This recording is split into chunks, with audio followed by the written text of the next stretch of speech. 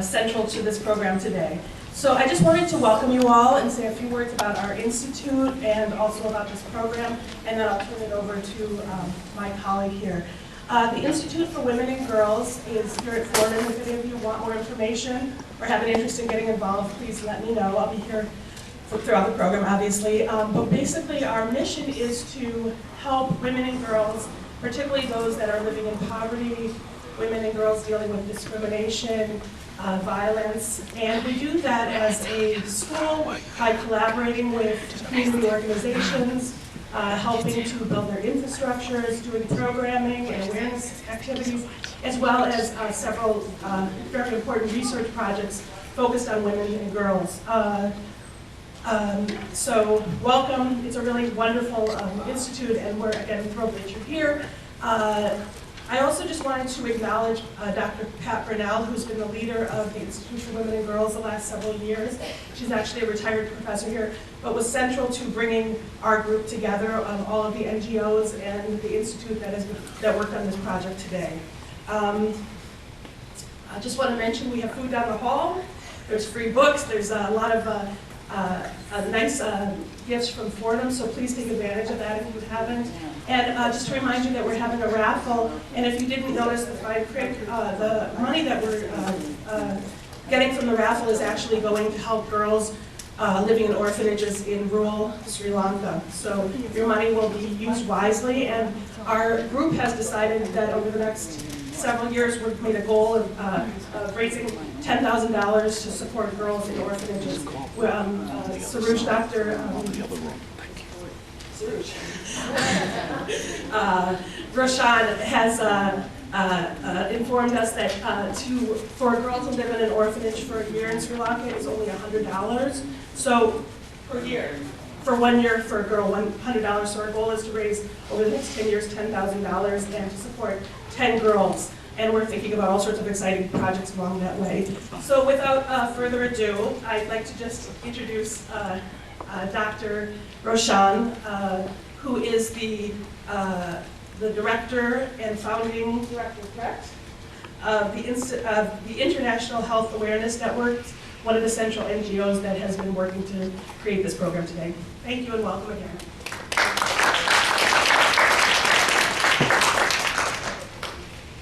Thank you, Rachel, and a very good morning to all of you. I don't see Patricia Brunel here.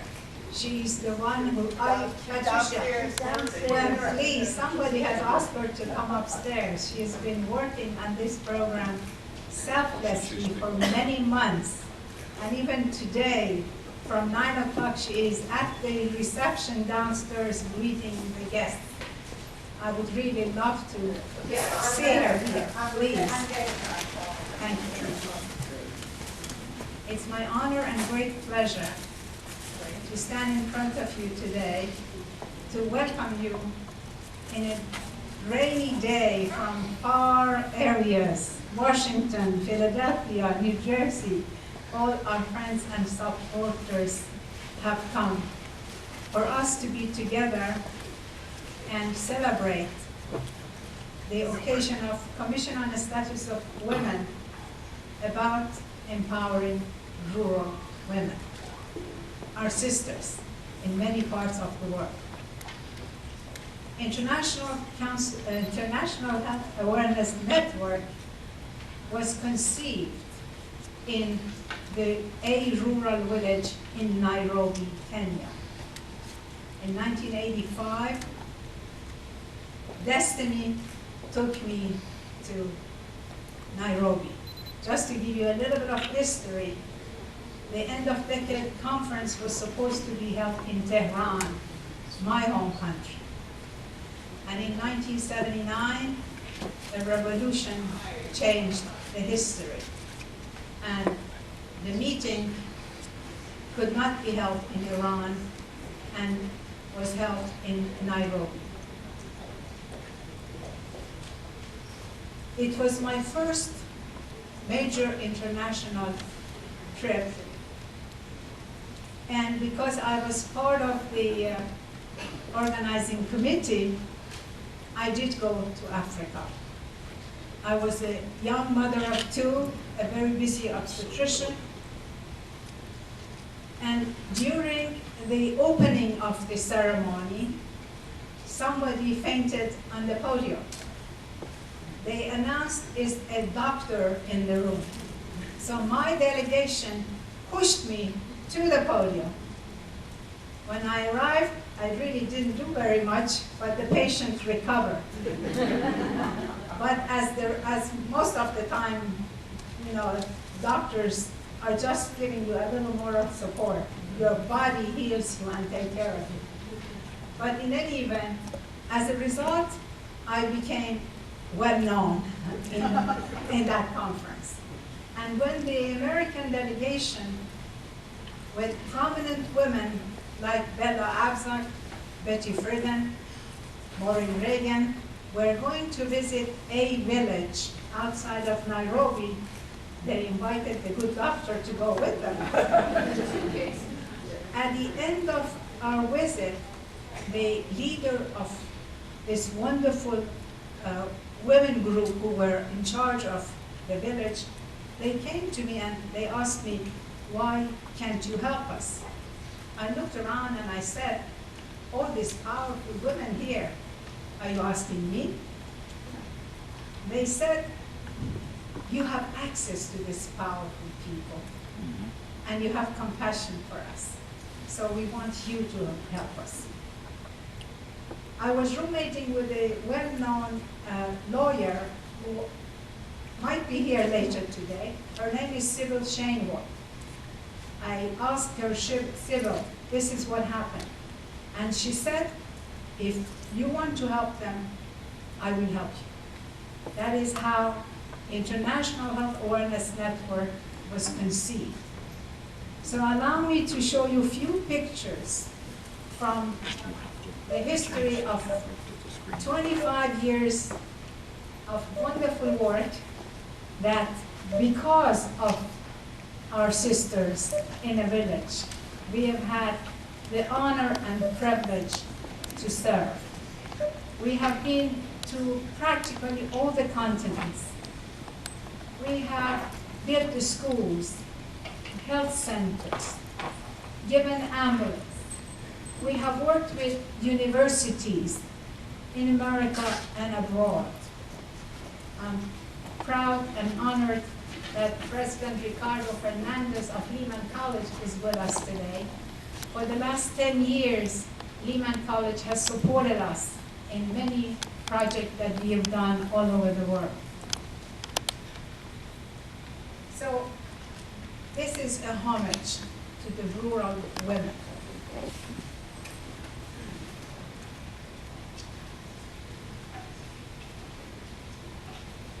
This is one of my pictures, and having many wonderful photographers like Richard and others here, the quality of pictures are not fabulous, but you will forgive me. In one of our trips to Kenya, we visited 6 villages with the help of the politician you see in this picture. We're going too fast. And we immunized children. You saw I go back, if I can, where's my technical advisor? I wanted you to see the school that, with the help of Dr. V.G. Melvin, our co-president, we are supporting in India. As you can see, I'm not technically very savvy. The next one you will see a project that we've done in South Africa. At the Johannesburg social meeting, we pledged 10 years support of literacy in a school in Johannesburg. And Dr. Susanna Stuckman, our first vice president and in charge of our educational program, has been instrumental. Going many years, we follow the same students, we encourage them, we gave them awards, and it was the most amazing experience for those of us who were lucky that we managed to go. I'm also very happy to have our Lady of the United Nations, Judy Lerner, who has been advocate for peace for the half a century, and through her we have done as much as possible to promote and bring awareness about the importance of culture of peace. Thank you, Judy. With the support of President Fernandez of Lehman College, we've managed to have Nobel laureates Shirin Ebadi to come to Lehman College and establish a scholarship in her name. We also had Jody Williams and Dr. Mohammed Yunus coming to Lehman College and assist us on different works that we were doing.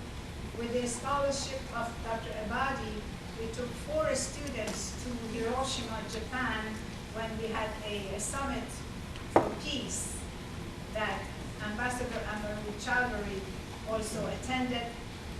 And one of those students now living in Dominican Republic and has started an academy of medicine to help poor children of Dominican Republic. So you could see, although we are a handful of people, but we have impacted the lives of many in many parts of the world. This slide is here because Dr. Tony Darrow, who was the provost of Lehman College while we were doing our project, he was instrumental to bring me to the Lehman family. These are our members in Turkey, in Jordan, our collaboration with New York University, and this is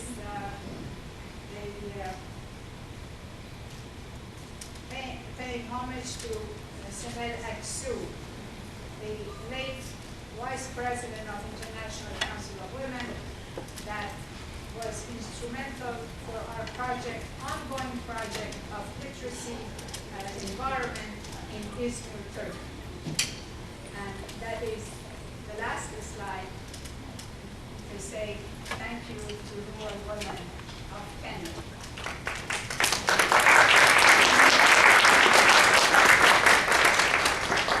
Now we are going to start the formal part of the program, and it's my great honor to introduce Dr. In Gao, an assistant professor at Fordham University, a graduate school of social service. Dr. Gao's research focuses on the structures, trends, and impacts of social welfare policies, particularly those affecting low-income families. Dr. Gao is an expert on social welfare policies, poverty, and income inequality in China. He has also conducted research on anti-poverty social policies and programs in the US, South Korea, and Vietnam. In June of 2011, Dr. Gao was an invited speaker at the United Nations Department for Economic and Social Affairs expert group meeting on assessing family policies, confronting family poverty and social exclusion, and ensuring work-family balance. Dr. Gao has published in the China Quarterly, International Journal of Social Welfare, Journal of Asia Pacific Policy, Journal of Policy Analysis and Management, Review of Income and Wealth and Social Service Review, among others. Their work has been supported by the Cheong Ching Ho Foundation for International Scholarly Exchange, the Foss Beck Fund for Research and Experimentation, the Louis and Samuel Silverman Fund, and the University of Kentucky Center for Poverty Research, among others. Please join me to welcome Dr. Gao to the podium.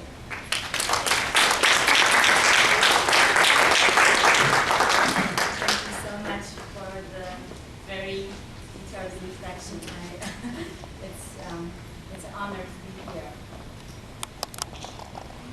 I have to start to apologize because I have to leave early because I have a class to teach right after this.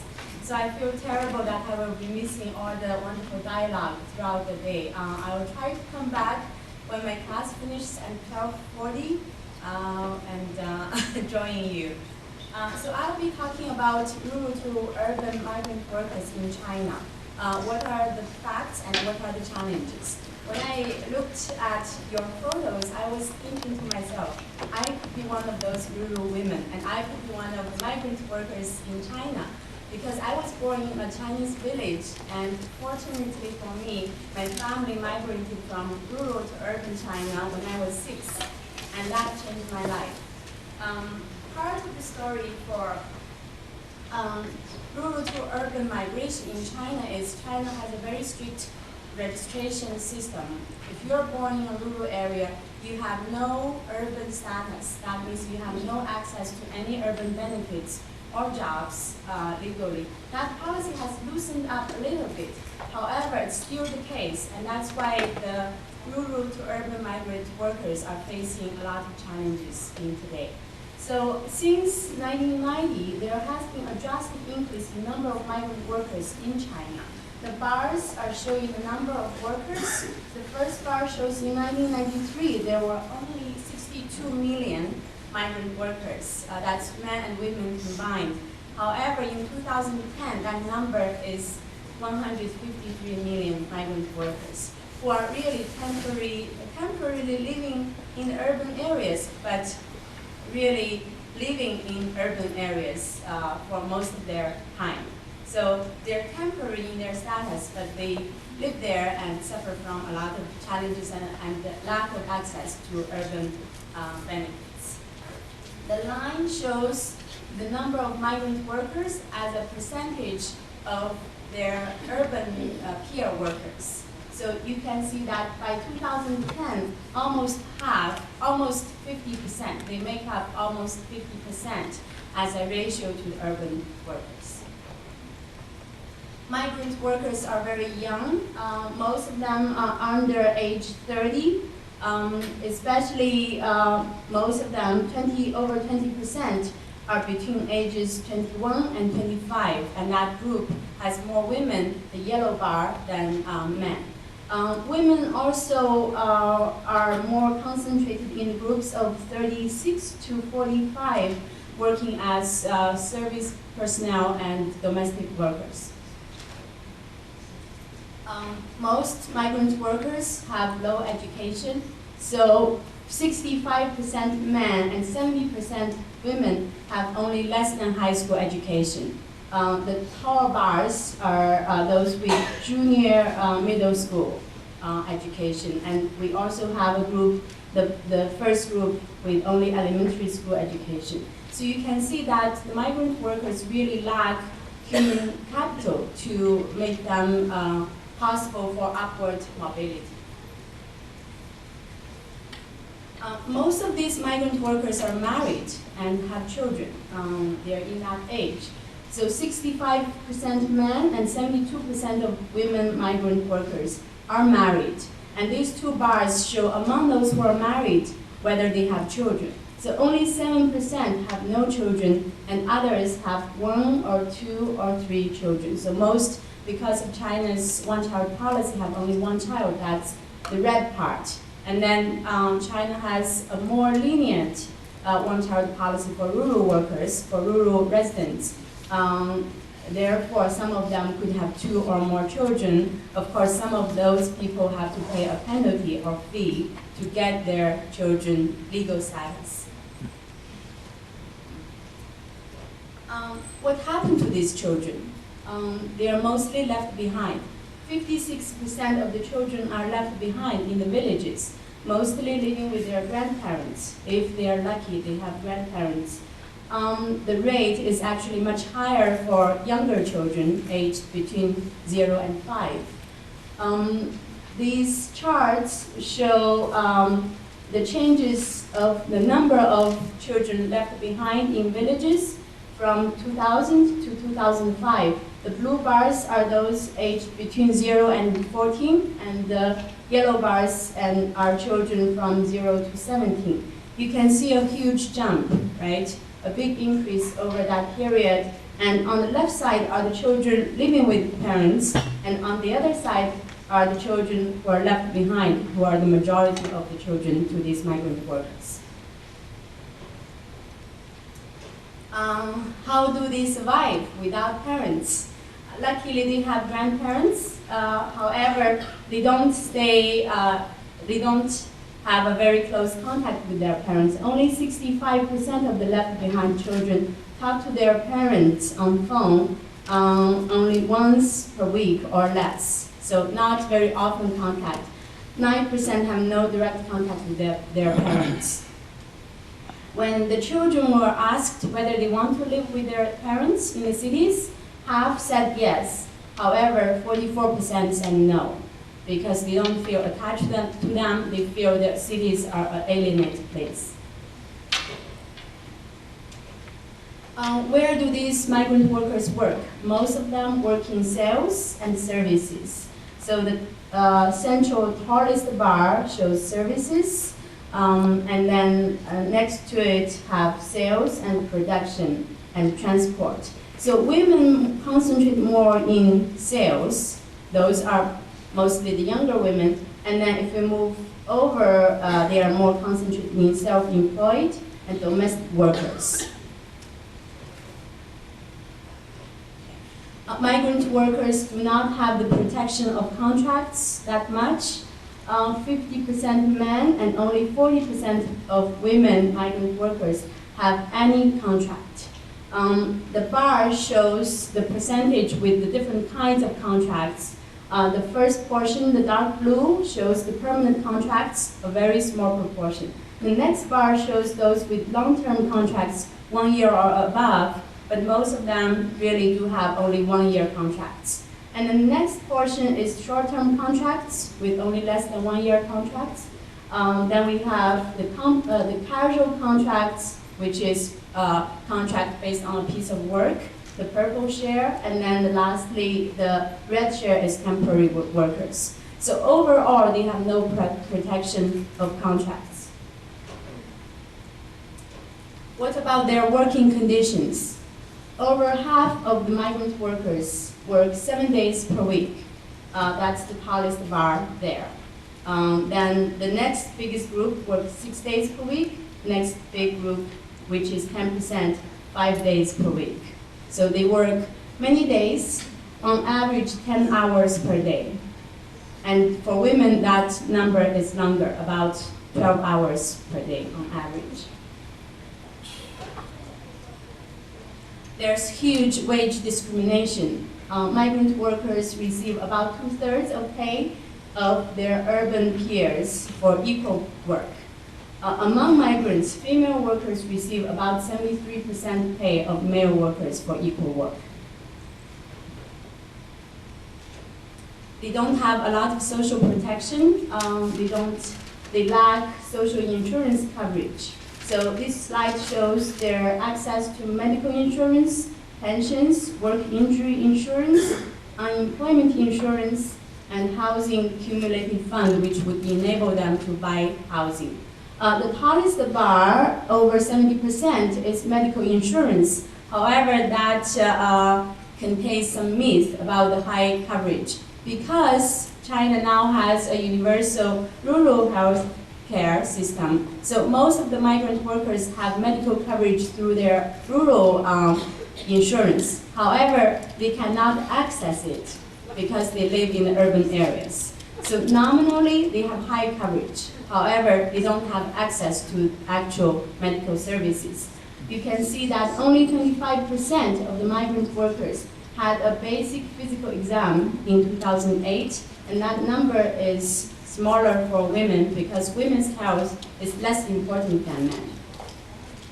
Among other social insurance protection programs, the percentages are much lower.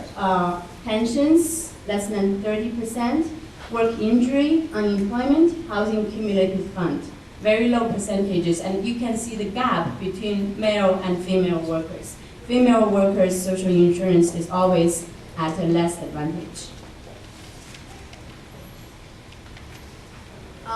So to summarize, there are a lot of challenges facing migrant workers, especially for female workers. Their work conditions are not very good.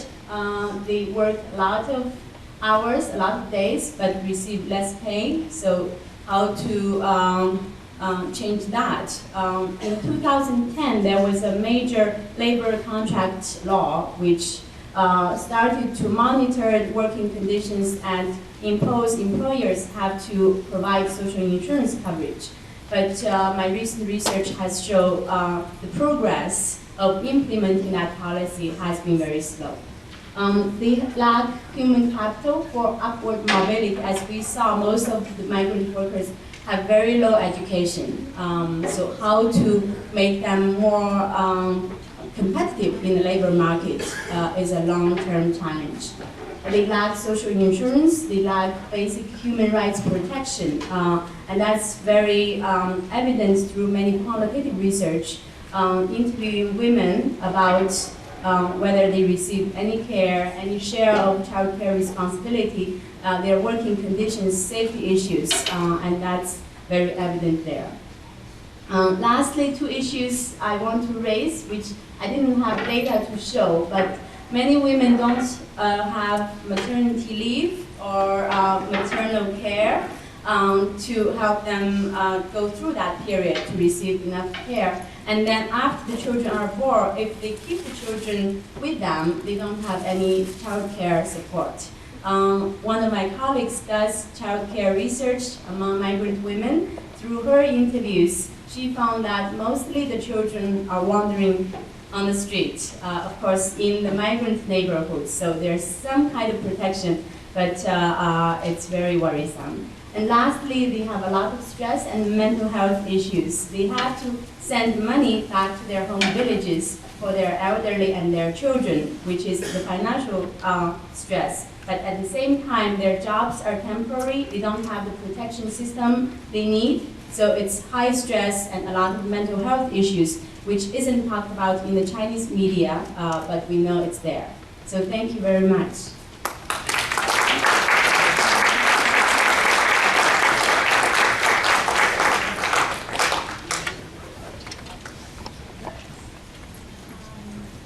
Hello everyone, I'm Pat Brownell. I'm sorry I wasn't here.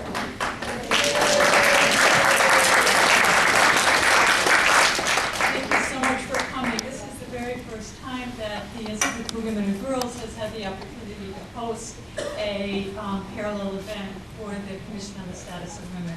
So it's very exciting. It's very exciting to work with Dr. Roshan, and we hope to continue. I did want to introduce representatives from two of the sponsoring NGOs who have come in. Helen Hamlin, who's the past chair of the NGO Committee on Aging, there.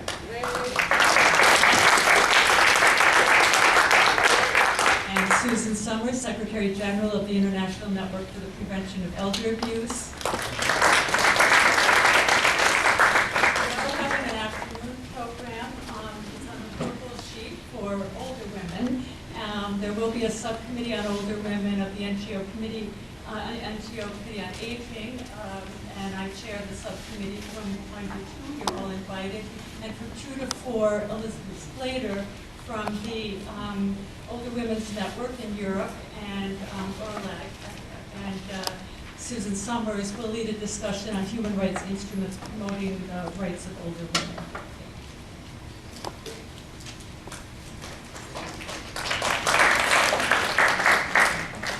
Thank you very much, Pat. I cannot emphasize enough what a joy has been to work with Patricia and the committee at Fordham University. The harmony and serenity was at utmost, and I hope we could capture that spirit, make it to a capsule and send it to all the world leaders to bring them to their senses and prevent war and destruction. Thank you, Pat. Well, I want to thank Dr. Dow for a very interesting discussion, which brings me to our passion and International Health Awareness Network. As you know, I am an obstetrician gynecologist, and all through my life, from childhood, my dream has been to reduce maternal mortality. And I'm very happy to announce the 2012 project of International Health Awareness Network is to start a program to reduce maternal mortality, to improve Millennium Development Goals, number 5. And we are at the mercy of Professor Alicia Georges, our next speaker, to get this program off the ground. With that, I would like to introduce our next speaker. Dr. Catherine Alicia Georges, an educator, practitioner, community activist. She is known to most people as a professor and chairperson of the Department of Nursing at Lehman College of the City University of New York. Dr. Georges has worked in various professional roles in New York City. A very well sought after speaker. We are lucky to have you today. Dr. Georges has spoken on nursing and healthcare issues throughout the United States, Africa, South America, Europe, and the Caribbean. Dr. Georges' professional career spans more than 3 decades. A formidable leader, she is committed to eliminating disparities and improving the health of minorities and the disadvantaged. To accomplish this goal, Dr. Georges has assumed numerous leadership roles in education, the community, and the political policy-making arena.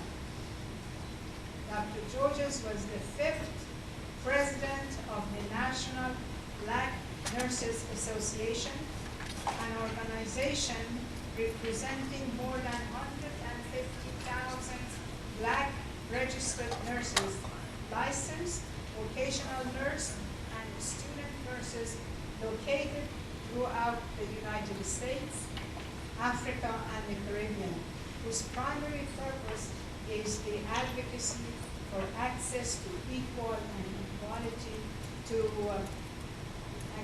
healthcare. She is currently the president of the National Black Nurses Foundation and chairperson of the board for the Bronx Westchester Area Health Education Council. It is my pleasure to invite Dr. Georges.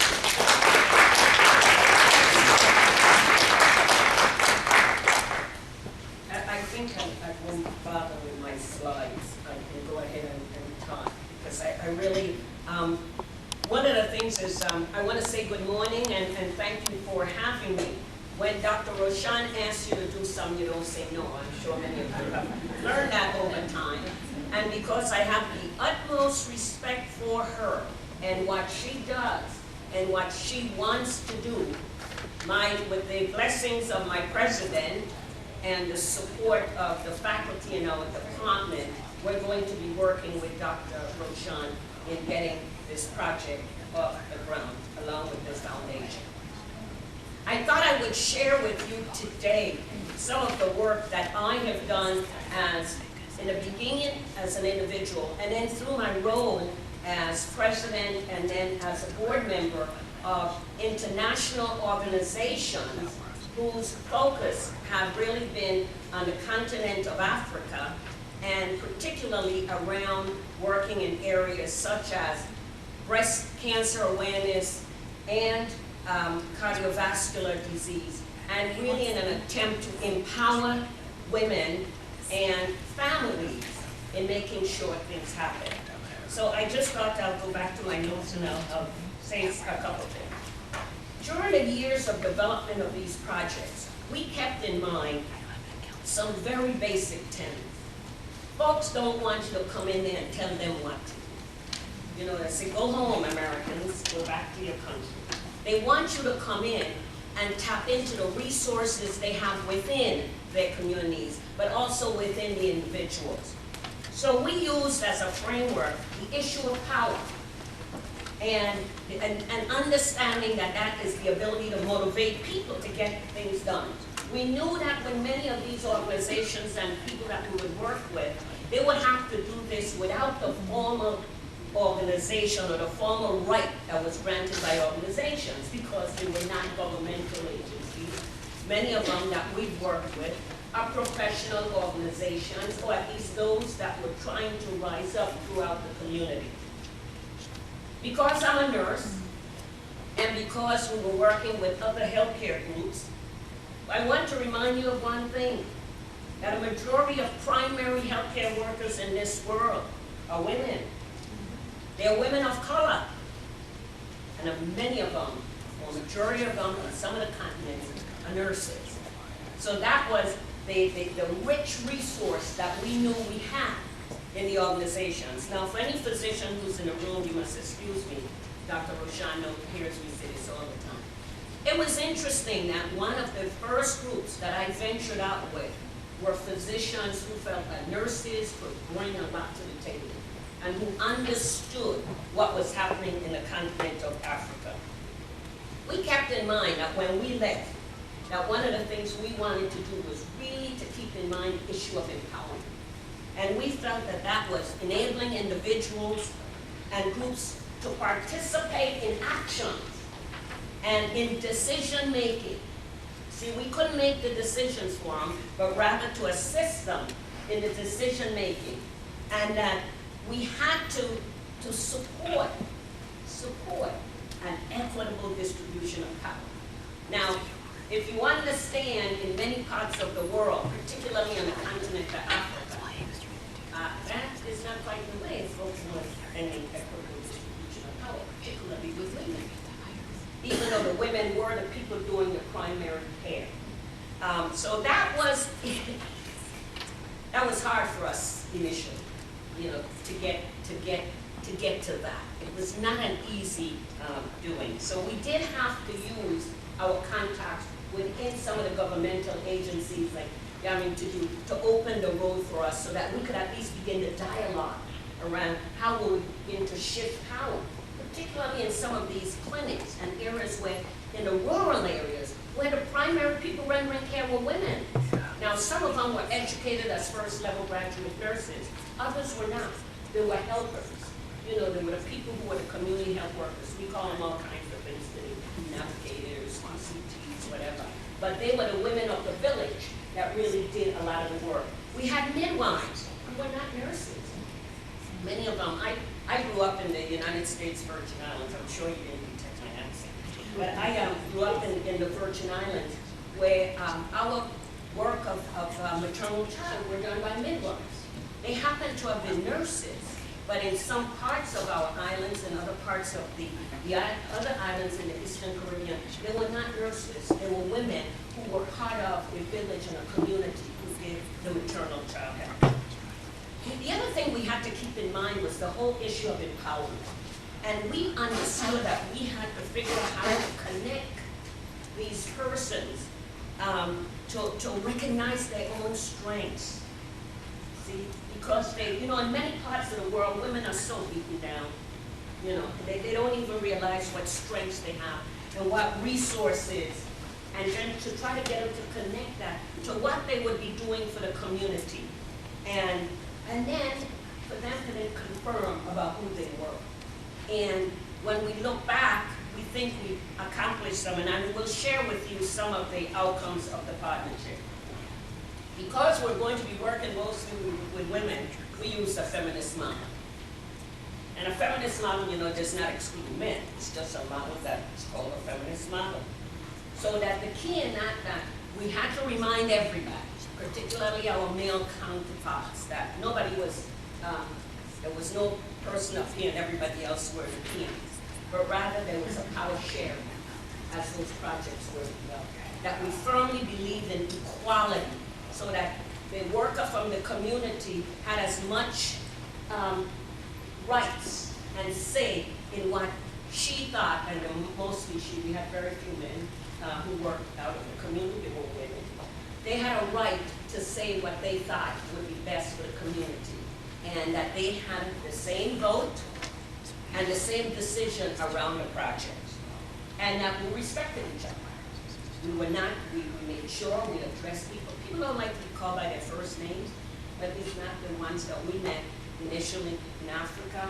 We became over time friends, and we began to call each other by first names, but we respected, and particularly if they were married, we said Mrs. And we were very clear in making sure that all of us working in the project understood that. And so we made sure we had the respect for that. And then we tried to instill in the folks that we work with that they've got to value their own voices. That they didn't have to be ashamed that their accents were so strong, that those of us who were from other parts of the world didn't understand them. That we just listened and we more closely. That we asked them to explain what they meant. And that was a critical piece in the process of empowering people. One of the things that was fascinating to me, particularly in one of the areas where the women were concerned, the nurses. And as I talk to you, I'll tell you what the project was. In Kenya, I was president of the National Black Nurses Association at the time. And I also sat in the International Society of Hypertension in Blacks. I was the only nurse and the only female on the board. That was interesting. Everybody else was a cardiologist or intern. And we had gotten funding for a project in Kenya. It was right after the Nairobi meeting. So we decided which village, because we had Kenyan members, where would be the best place for us to begin to look at how we can empower people in rural areas. They said Jomo Kenyatta's village. I said, oh my goodness, where is that? Well, it was a few hours out of Nairobi. We got on the bus and we went out.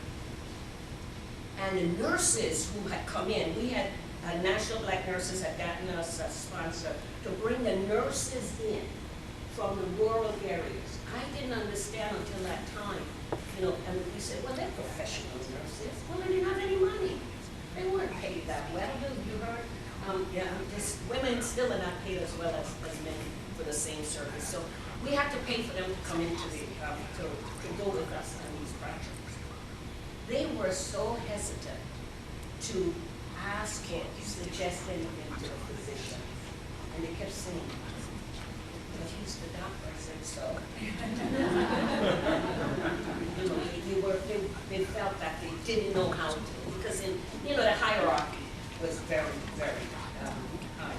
One of the things that we found out, and even today, because I was in South Africa, my relatives live in Cape Town, so I was in South Africa last year, but it still remains the same, you know, because even though things have changed politically across the continent of Africa, the status of women in many instances have not changed, and the status of nurses, even though they're the primary healthcare workers, have not changed.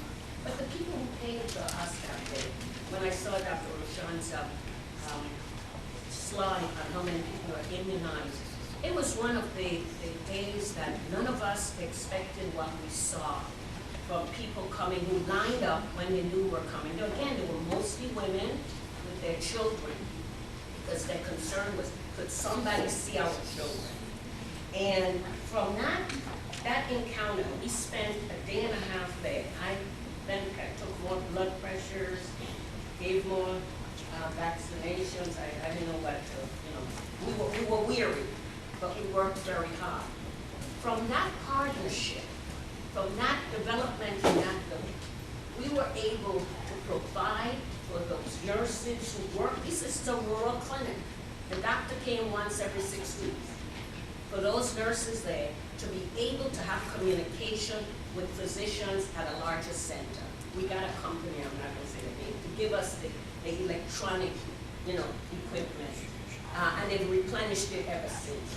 Because sometimes they didn't have any electricity, we got them a solar-powered, you know,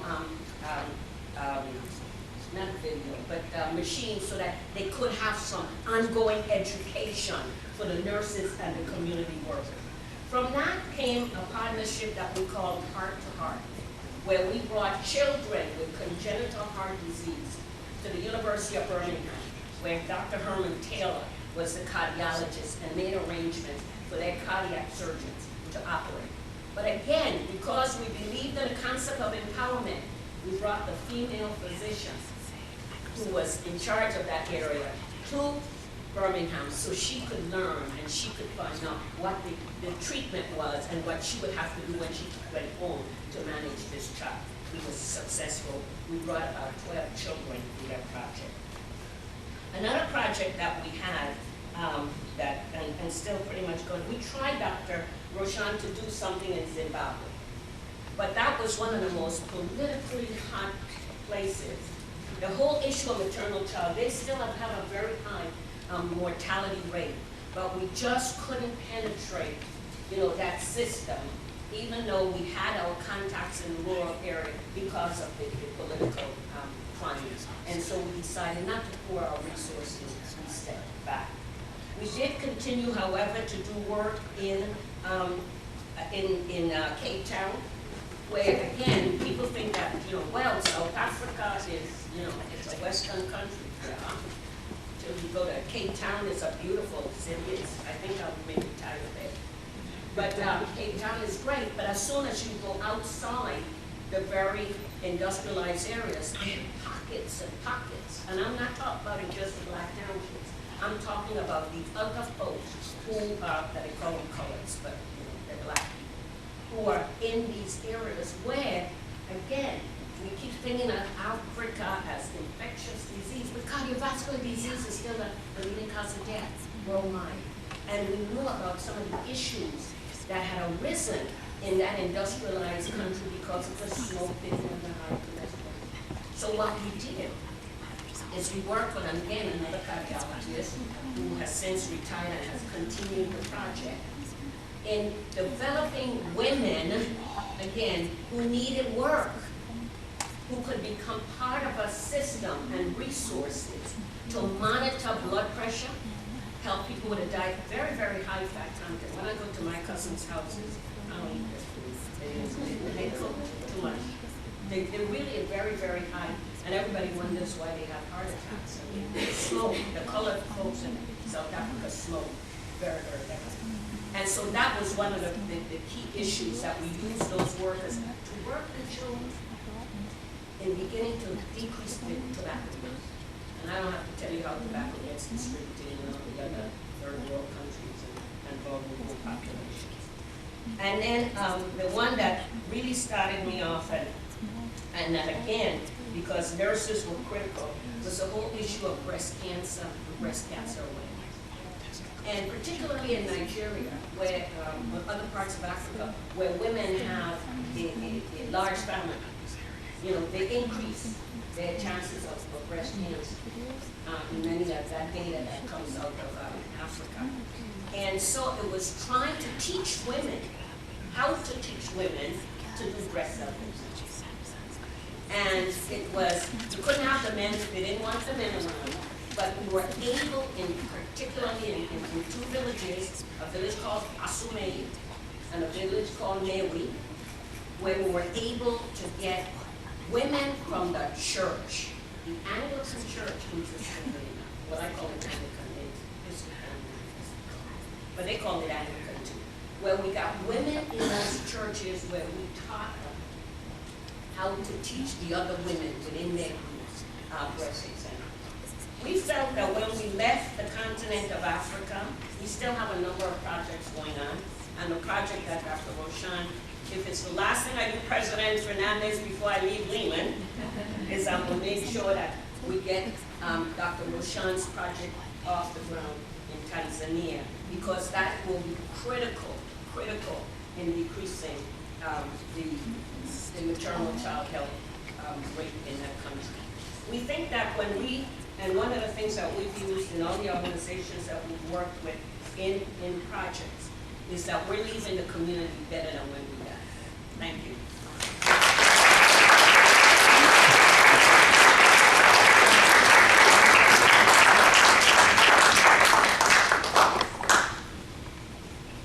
I died and went to heaven.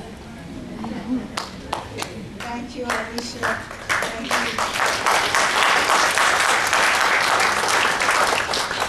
If you choose your master properly, you don't have to worry about anything.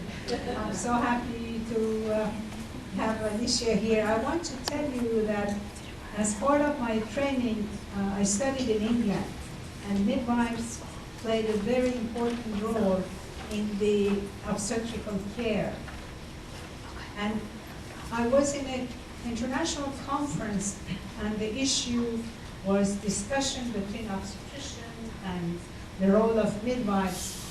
And I was bold enough that I raised my hand and I explained how important the midwives and nurses are to good care for maternal care. And that really jumpstarted my career, because late Barbara Seaman, a famous writer, feminist, was in the audience. And she asked to have an interview with me when we came to New York. And she wrote about 2 lines about me in her book, in a big book. And that started my practice in New Jersey. And Dr. Sarachi, our executive director here, and she knows we would get patients from all over the United States just because of that comment that I made about the importance of the midwives and nurses in the maternal and health care. Thank you.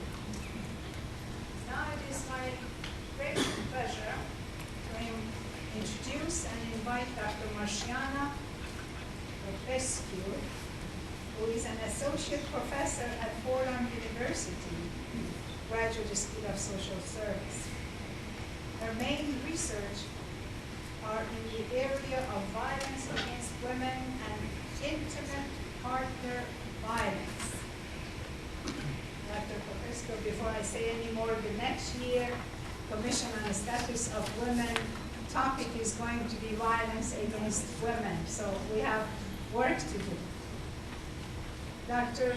Popescu conducted extensive research on the topic of intimate partner violence, especially on comparative policies addressing the issue in Romania, in the United Kingdom, and in the United States during 1997 to the year 2000. Also in faith communities in 2002 to 2006, and most recently on the impact of enriching status of victims of violence, which is being documented immigrants in the U.S. Dr. Popescu is also involved in research and teaching in the areas of international development and women rights, women issues, as well as understanding of collective trauma and preparing social workers and development and humanitarian workers around the world to best detect and address it using participatory approaches. For the past 4 years, Dr. Popescu coordinated community-based projects in the nation, in the Dominican Republic, and in Haiti. Those projects aim to provide Fordham students with an opportunity to learn and participate in capacity building initiatives focusing on the empowerment of most vulnerable groups. It is my pleasure to invite Dr. Popescu.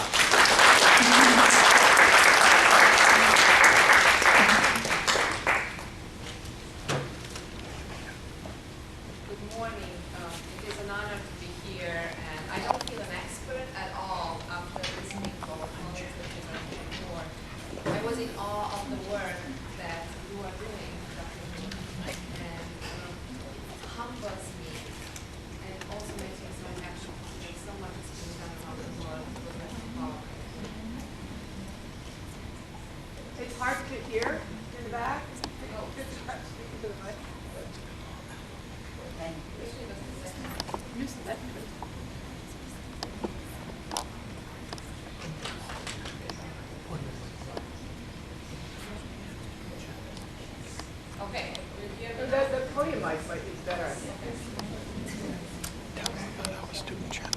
No,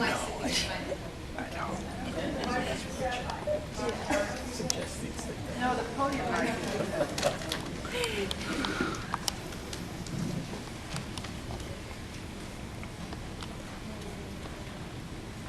Okay, so now you can hear me. Today I will not talk to you about my main area of research, which is indeed violence against women with all the issues that are related to that. I'll keep the topic for next year. I want to talk to you today about some women's stories, giving them a voice in the dialogue we have about empowerment of women in rural areas. About 4 years ago, we started this journey into the Dominican Republic, trying to understand what's happening on the ground, not in the resorts, not in vacation places, but in what is called Haitian bateas. The bateas were originally established as settlements around sugarcane plantations for Haitian workers. Well, with the economic demise of the sugarcane industry, the bateas remained, and we now have about 280 plus bateas in the Dominican Republic, representing the most impoverished areas of the Dominican Republic. Most of the inhabitants are of I will get distracted by that. Just leave it. I can do it. It's good. Well, there was a slideshow, so you know. Most of the inhabitants of the bateas are of Haitian descendants. However, less than 10% are born in Haiti. Most of them are born in the Dominican Republic, and this in itself creates a large number of issues, human rights issues. The most acute one being the lack of birth certificates for people living in this area. Most of the bateas are located in rural areas, which decreases access to services that could support the population in the bateas, and particularly women and children. So one of our first visits was in one of these bateas in which we decided, being community-minded and wanted to be participatory in our approach, we decided to have a community forum and not start with our ideas of what is being needed. So we invited the community and started a dialogue. However, you know how it works. We're all married to our ideas, right? So just by visiting, by stepping in the community, we thought we know what the needs were. We thought we realized that there is an acute lack of food, there is no access to potable water, and because we were targeting education, there was not enough access to schools. Children needing to have a birth certificate to attend schools.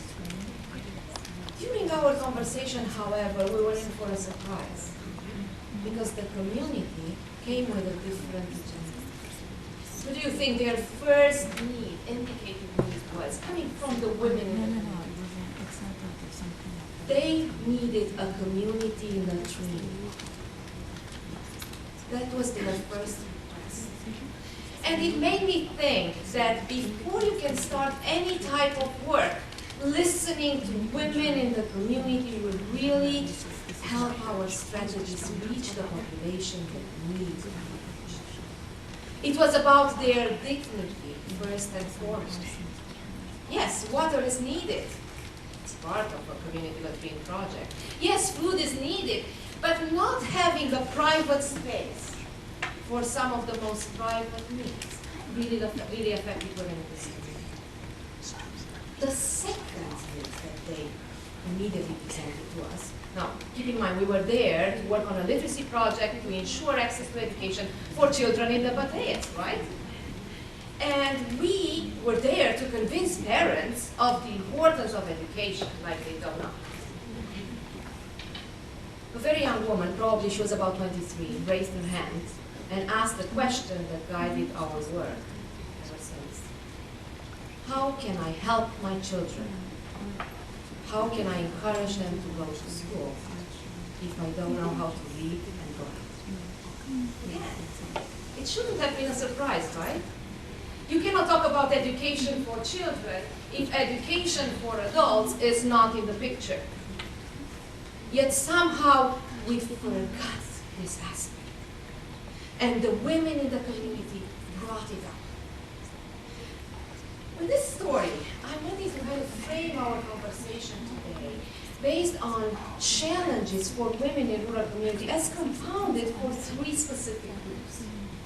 The first group talks about, will be about minority women in rural communities. Now we know that already being in a rural community, access to health, access to education, access to employment, and also vulnerability to all types of victimization will be increased for women, right? Now add to this the aspect of ethnicity when there is discrimination against minority groups. I was born and raised in Romania, and one of the advantages of being born and raised there during the communist regime is that I didn't feel discriminated as a woman, I have to say that. I felt that there is enough room for men and women alike, and that girls were very much encouraged through the whole educational process. What I didn't know was that the reality was different for some groups, for some women. So years after, one of my first projects in Romania was to work with the Ministry of Education for the integration of Roma children in the education system. Now I started by thinking, it wouldn't be too much discrimination because during communism, education was compulsory for all, right? Wrong. There was, as much as it was invisible unemployment, a communist country doesn't have unemployment, does it? Although we did have unemployment, we didn't talk about it. Therefore, missing strategies to address unemployment. We also had invisible illiteracy, mostly affecting Roma communities. So one of my first projects dealt specifically with the Roma community in a rural area. It was a very traditional Roma community, and as you might know, the Roma ethnicity, also known as Gypsy, they do not like this term, it carries negative connotations, is the larger ethnicity in Europe. The statistics are different, ranging from 8 million to approximately 12 million Roma people in Europe. Most of them living in Central and Eastern Europe. And they are dealing with all kinds of discrimination.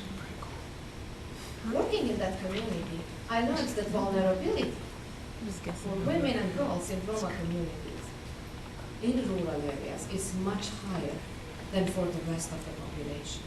We see life expectancy significantly decreased due to lack of access to health care, due to exposure to diseases, due to lack of access to education. We see a total lack of employment, unemployment for women in Roma women in rural communities being as high as 100%. We see high rates of illiteracy. If for men in the community we worked with, the illiteracy rates were about 70%. For women, we're close to 100%. And we see highest rates of dropouts in terms of school enrollment. The lowest numbers are for Roma girls after 4th grade. So although they might be enrolled to some extent in primary education, we will not see them after 4th grade. So this was the first group I wanted to focus a little bit on. I'll come back to it for a second. The second group has to do with migrant population. It was already mentioned. When we are dealing with migrant women in rural areas, their vulnerability is higher. Now add to this the whole concept of stateless that I mentioned that affects women, migrant women in rural areas in the Dominican Republic. Access to education and employment is greatly diminished. Although there are health clinics in the Bateas, women will not access these clinics. Access to water and water sources is directly linked to a number of treatable and preventable diseases. And to add to this, maternal mortality and infant mortality are very high in this community.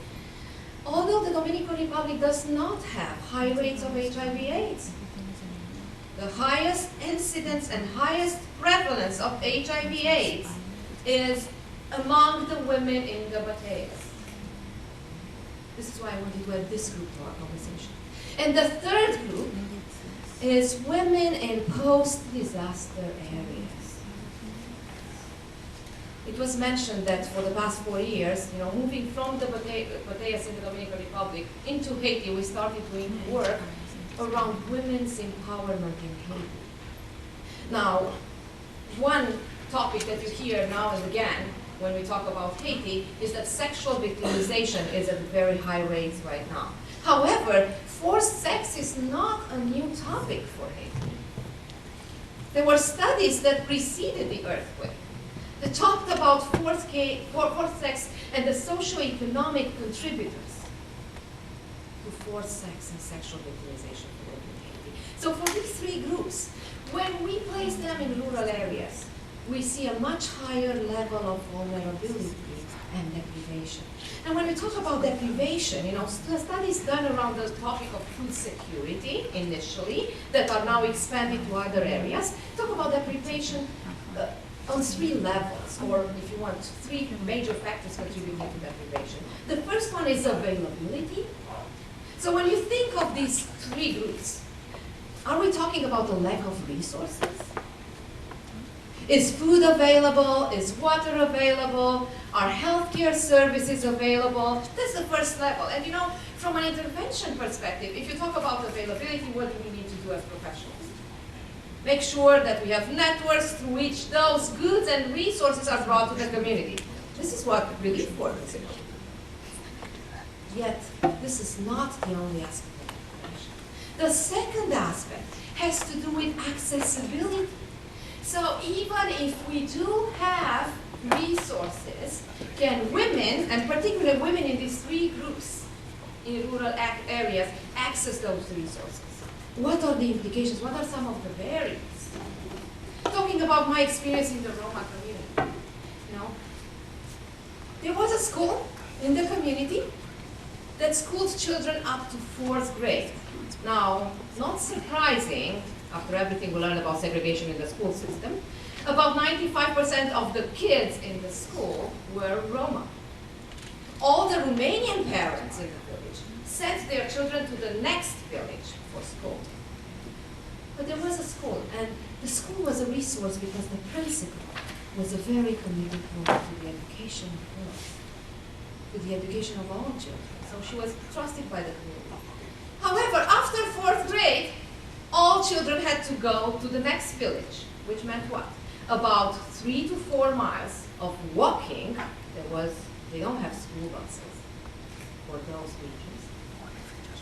And a total lack of interest from the community, the Roma community, in sending girls to school. Why? The whole issue of child marriage. Girls around the 10 or 12 years old are promised into marriage. There are a lot of precautions taken by the community. They are not starting their married life until they are physically ready to do so. Of course, standards differ in terms of physical readiness and biological readiness. But they are married, so they start working in the house of their in-laws rather than going to school. So here you have an intra-community issue and a regional issue, okay? An external factor, an external barrier. So although school is available and education is available, girls will not go there. They are also at an increased risk for victimization during the trip from home to school. So parents, trying to preserve the honor of their daughters, will not send them to school. So you see how, even though we have resources, they are not necessarily used because they are not successful. So what do we do as professionals, as women advocates, in terms of accessibility? We need to identify all these barriers and start tackling them. What is preventing women, for example, in Haitian communities, to access health services? One of the women's stories I wanted to share with you today is about a woman that went to a clinic and was diagnosed with chlamydia. There was forced sex involved, and she had to return to the clinic for treatment, yet she didn't return. A very dedicated nurse went to visit her at home, and she started finding out what the story was about, and how not having transportation to the hospital was a barrier, and how repeated forced sexual victimization was a barrier, and how the woman continued to be victimized because she wanted to send her children to school. So women exchange sex in such situation for what? For food, for clothing, for education of their children. Availability, accessibility, two major issues. Once we start identifying these barriers, we know how to improve access as well. But the third level of deprivation is utilization. So we might all work together, right? And empower women and have, available resources and have accessible resources and deal with all these barriers. Yet, will women in these specific groups in rural areas utilize existing services? And what we know is that not necessarily they won't. Why is that? Why do you think a woman in the Dominican Republic in the Bateas will not go to school to continue her education, although it's made available for her and it is accessible with the barriers? She will still not utilize the services. What do you think is that? Or healthcare services? Well, there is a lot of fear, as well as lack of knowledge about existing resources, as well as community resistance. One of my other areas, tangential areas, has to do with the plight of undocumented women. And undocumented women, for example, will not utilize services that are there for them and are funded for them. Why? Because they don't know about them. And when they know about them, they don't understand how they work. And when they understand how they work, they still don't trust authorities. What if? What if I go there and I will be further victimized? Who is guaranteeing that this is a good place to address my needs? What if I go there to be taught to, preached to, talked to, instead of being really listened to? Okay? So when you talk about deprivation, and we'll take this to the whole issue of empowerment, these three levels of deprivation are very important. Now, how do we take this a step further and start listening to women's stories to really empower them and change the patterns of availability, accessibility, and utilization to support women? I will end with a story of the same story that I mentioned of the woman in Haiti. When we talk about forced sex, as I said, this precedes the earthquake. In 2004, a team from Harvard, Harvard professors from the School of Public Health and the School of Medicine, conducted a study looking at forced victimization of women in rural areas in Haiti. And they discovered that it was the women in these regions were at the highest risk for forced victimization in HIV/AIDS. Actually, Dr. Paul Farmer in his studies validates the findings of this study, noting a very high prevalence of AIDS, HIV/AIDS infections in rural areas. And of course, in terms of age, who are the at-risk groups? Younger women, 18 to 35. What we see now after the earthquake is that the age of victimization, of sexual victimization, decreases, goes down, and the risk for human trafficking adds to the risk of sexual victimization. But when we talk about forced sex, the story of the woman I mentioned had another component that was actually identified in the Harvard study as a factor contributing to forced victimization as well. She was exchanging sex for fuel, cooking fuel. Which really surprised me, because I didn't realize there would be a connection between cooking fuel and forced victimization. Again, we need to listen to communities and learn from communities. The Harvard study actually identifies this as the most important factor a proxy factor to socioeconomic status, actually leading to forced sexual victimization. Women that are not using gas for cooking are at a higher risk for forced sexual victimization, for sex. Women that are using wood for fuel are at an even higher risk. So I started looking into this issue because we are interested when we take our students there to understand how women can be empowered. How can we use what we learn from them to really prevent sexual victimization, to really prevent human trafficking, and find a different response than the reactive responses we usually have. What we found out is not only that this increases the risk for sexual victimization, through going to gather wood, therefore your vulnerability increases.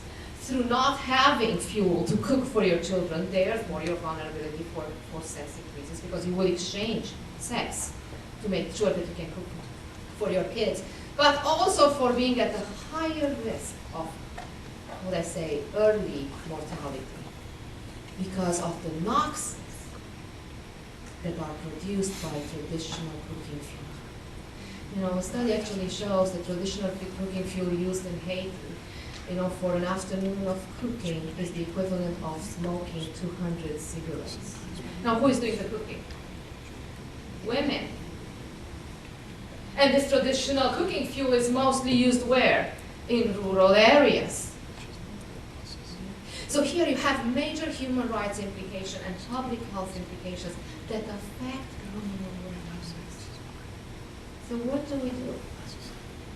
How do we start the process of empowerment to make sure not only that we empower women in rural areas in general, but that we target the most vulnerable women in rural areas in particular? Why that? Because they are the most invisible. Because when we talk about decision making in general, you will see very low presence of women in farmers' associations, for example. But you will see no presence of women from these groups in any decision. So this is why we need to intentionally target these groups. How can we do that? And I'm looking at empowerment at 3 levels, okay? Of course, it's the individual work that we have to make. Listening to women, understanding barriers, understanding vulnerability, identifying factors that contribute to vulnerability. But we cannot stop there. With the women together, because that's part of a participatory response, that's part of the empowerment process, we need to move to the next level and create an institutional response.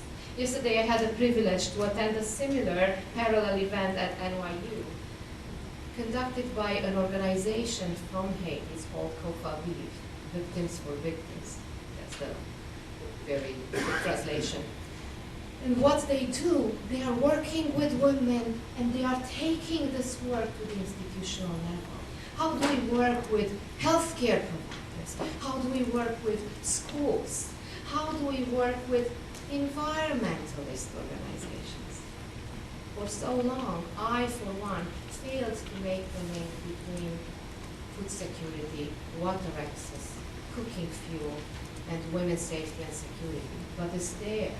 So while environment is a hot issue, that's where we need to plug in the importance of security and safety for women and see how these environmental aspects lead to increased safety and security for women. But we cannot stop there. And you will hear, I hope from our panelists, some of the best practices in the field, where work at the individual and institutional level is already on the way. There is a 3rd level, and that's the societal level.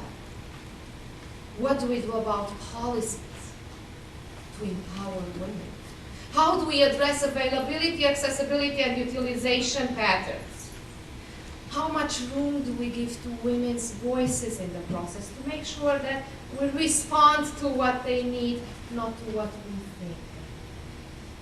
How do we bring this to the next level in terms of stirring the dialogue between politicians and making sure that not only we have such meetings, but that the results of such meetings are used in policy restructuring and in changing current systems? I'm sorry my PowerPoint didn't work. I had some really good pictures, but I'll be happy to send it to all of you. Thank you very much. I hope you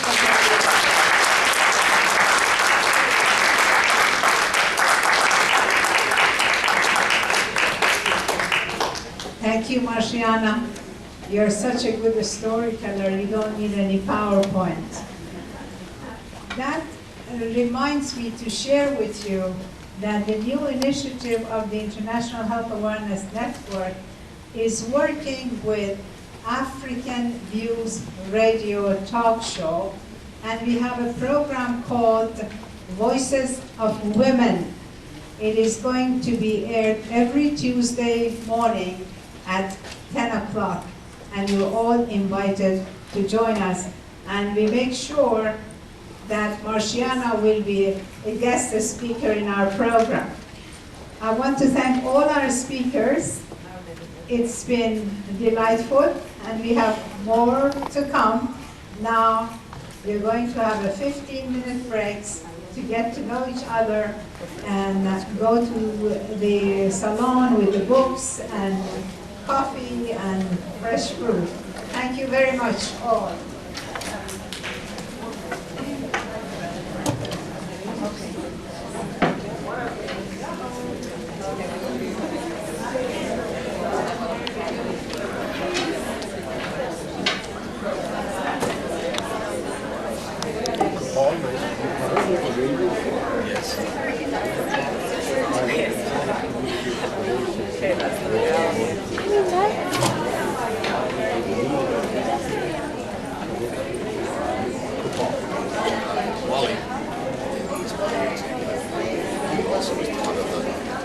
Indicating interest in the radio program. Because the recording, the graphic, communications, goes like that.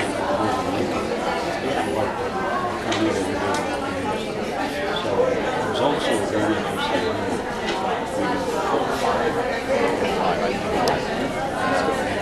I'd love to talk to you. And even in our resume.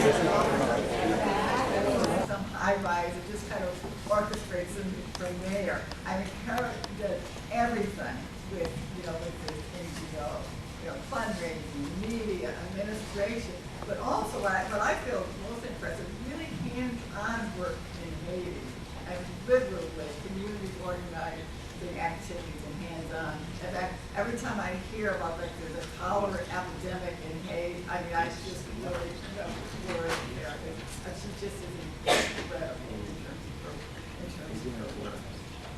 Now, last but not least, let me introduce Natalia Sumdorf, and she is also a student, and she attends City College of New York. She's a senior. Her major is international relations, and she's a special honors student in legal studies.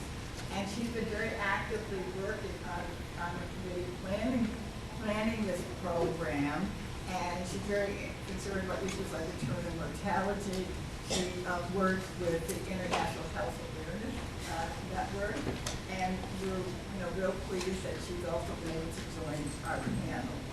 So the way that, so you can keep a great group of women we have, and so I guess we're going to begin is I'm going to present like a question, and then our panelists can respond. I guess one of the biggest questions and concerns that I think we heard all the presentation is issues in terms of income inequality and poverty and how that affects rural women. And so I just would like the panelists to respond to that, from their own perspectives, and also thinking in terms of what we learned in the presentation. So would like to begin.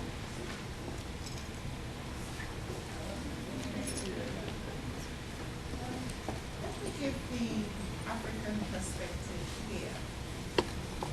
As factors. We cannot hear. We cannot hear you. I don't think the mic is on. How about this? Is this any better? Yeah. All right. Good afternoon, everyone. Let me start again.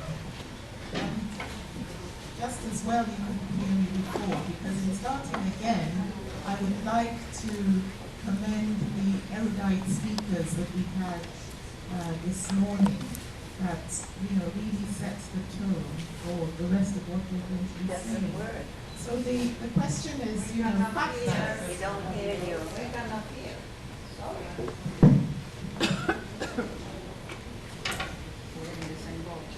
Is this any better? No.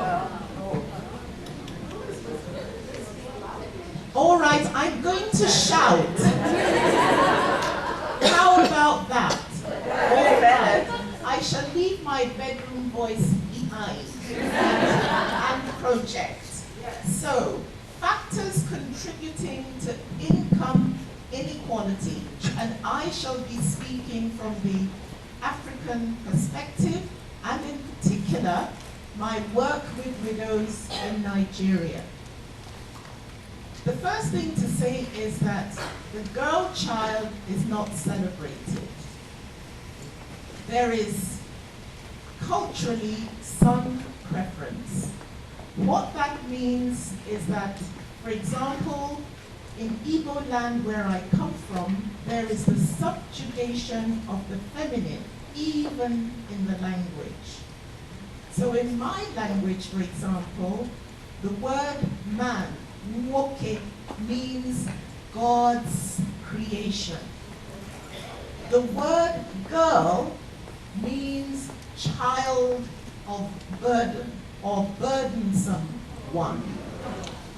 The word di, nwoke wendi, is the patient one, husband, who will take on the burdensome child.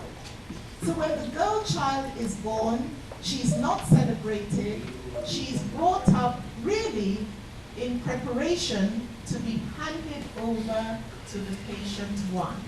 And therefore, families, rural families, do not see any need in investing in their girl children because they are to be passed on to their husbands. And therefore, there is at household level that inability for a young girl or woman to take decisions. In fact, despite wonderful and celebrated naming ceremonies, the girl child is usually referred to as Okeke's daughter, or Mike's daughter, Joe's daughter. Yes, thank you so much. Not until she gets married is her status recognized. And therefore, decisions about income and economy in the household by the girl child or the woman are by and large not respected. And therefore, there is paucity of the girl child education. You're aware, as we've heard already this morning, that women are doing most of the back-breaking and unpaid work. Sadly, hello, is this any better? Oh, that's wonderful. I now do not have to shout. I overheard somebody in this room during the break saying, we're hearing too much about women's empowerment. And please, I want to sound a deep note of caution. Some of us seated here as NGOs actually commit a violence of some sort with the best intentions when we talk about empowerment or microcredit. The rural woman who wakes up at 5 o'clock in the morning and has to go to the farm after preparing foodstuffs for her family cannot cope with the harsh or prohibitory conditions that some of us impose on them by way of microcredit. They are spending each waking hour wondering how they're going to pay back. And this microcredit is so small, they're being forced to make candles. They're being forced to weave mats. That brings very little income. These are some of them subsistence farmers, and you're giving them a tiny loan to string beads.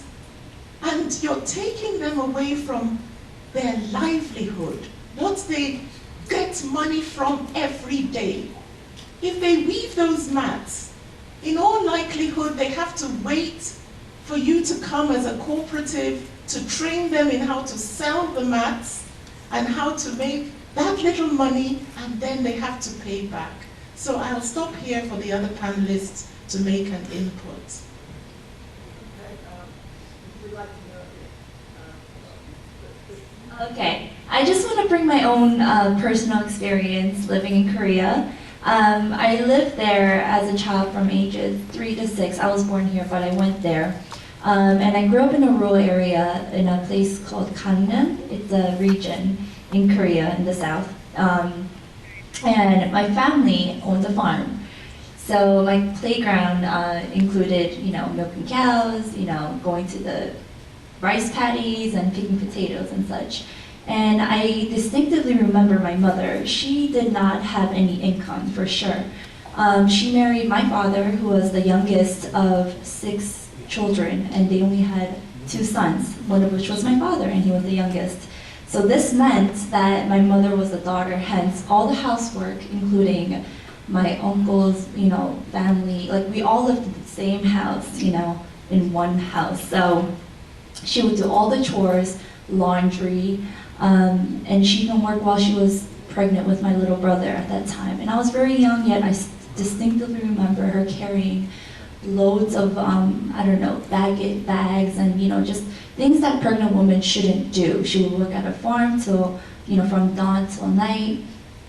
And she didn't have any income where, and also I remember when we went to grocery shopping, in which we had to walk a few miles to get there, my father, who had the income in the family, would look at each item on the receipt and question her why she decided to buy this, why it was necessary and such. So obviously the power difference was very prevalent between my mother and my father. And luckily, I had the opportunity to come to the United States. That's only because my mother took action by herself. After a few years, she couldn't stand living like that, as a wife, she wasn't respected at all in the family. Hence, I guess she was very gutsy. She got the paperwork signed behind my family's back and took me and my brother here. If it wasn't for her taking that action, I wouldn't have been able to receive the education that I received in Fordham, nor get internship experiences as I've done the past 2 years.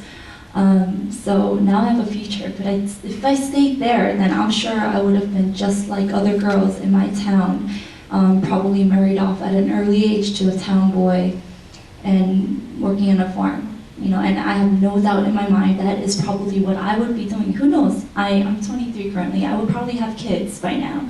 So the difference that education can make in a girl's life is significant. It's significant. It could turn your life around for sure, access to information and such. And through my experiences interning at the UN, I feel for those girls in third world countries that don't have the privilege of information, being dominated by men and, having basically no power, no options. So, yeah, I just want to put that out. Thank you.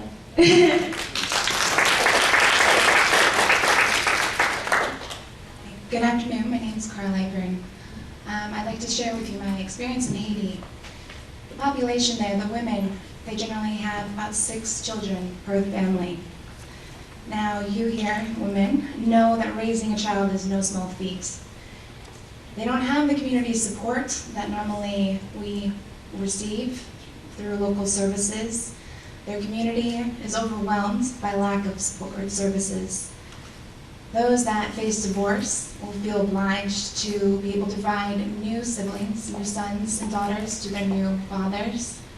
And those women, those children, those girls that are growing up, very soon are they faced with the necessity of raising their own siblings, their children, the young boys and girls. and they have no adolescence. When education is given as an opportunity, it primarily goes to the boys within the families. The girls are faced with the obligation of carrying along with the mother. As mothers out there trying to scramble whatever funds that they can for the family, they're in charge of the child rearing, gathering the water, the firewood. The mother's not going to say, okay, I'm going to allow you to go to school and have that chance of education that will get them out of the poverty cycle. They will only provide that to the son. Because mind you, they are living on generally less than $1 a day. 74% of the Haitian community is living on less than $1 a day. In the urban areas, it's up to 84%. And in Haiti, the majority of the education is privatized, 80% of it. So they don't have access in general to education on hand.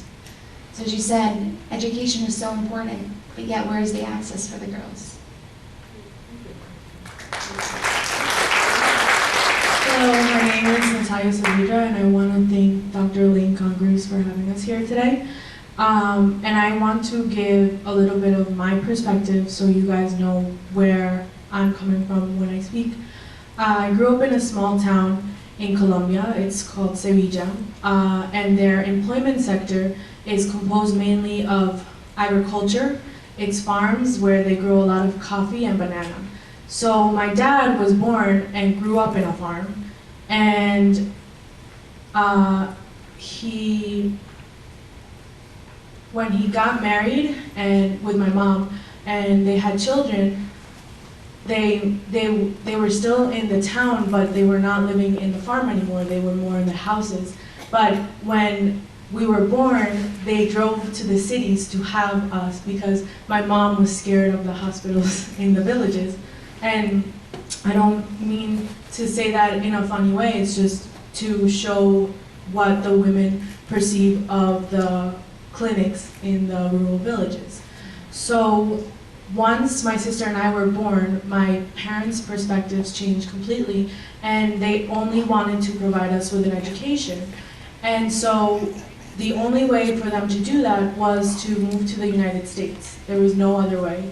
So I moved to the United States when I was 7 years old, but I had the opportunity to travel back to Colombia, and I went there when I was 17 years old, and I saw many of the children that I went to school with who are now also in college, boys and girls, and I spoke to them, and I remember distinctively speaking to the girls of what they were doing, or the women now.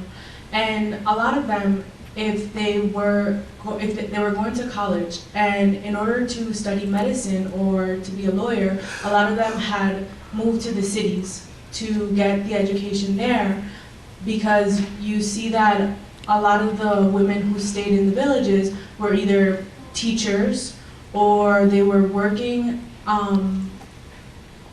in farms, or they were married already, or they had children.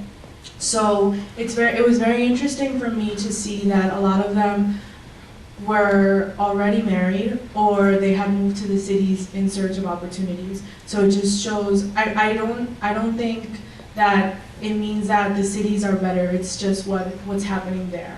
So it's just the realities. And with respects to the question of what factors contribute to income inequality, well, I'm able to discuss this with my dad a lot. And even though he grew up in a farm, he was very fortunate. He was able to have an education. Didn't complete his college education, but he did begin it. And they used to call him like the governor, because everybody knew him. He would walk around the park in the village, and everybody said hi to him. And so he knew a lot of what happens there. And when we talk about this, we found out that if the population density is low and there's lack of basic infrastructure and transportation and communication system, and that often hinders on the economic development efforts that could bring new jobs to the rural areas, or they depend on just one sector, like they just depend on bananas or they depend on coffee, so that limits the availability of jobs, and the wages tend to be lower, or they're seasonal.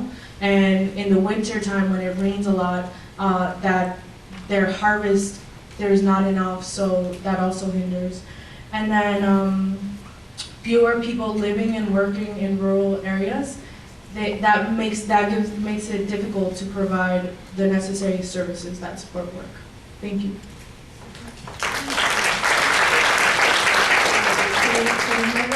I think this is really an interesting introduction. I mean, we really see about like how women really struggle with kind of economic, inequality. And right from the very beginning, just in terms of what Eleanor said about language, and even from the very, that was just fascinating in terms of the language differences, but also in terms of education, like who gets into school.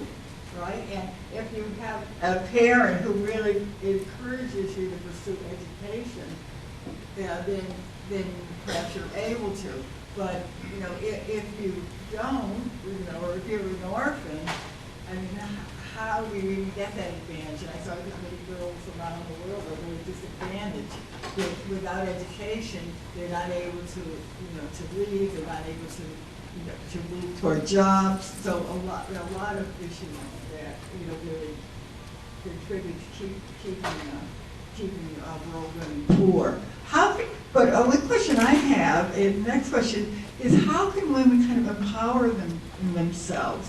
I mean, some women really kind of work on it and feel, well, I really want my kids to have greater opportunities and really push for it.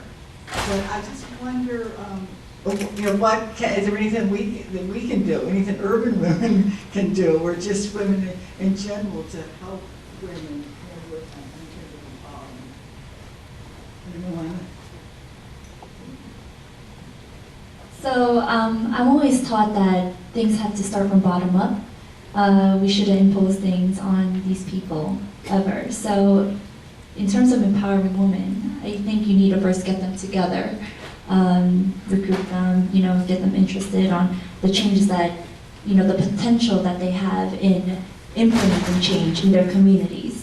Because it's not from a large scale. Everything starts from at one point in one area.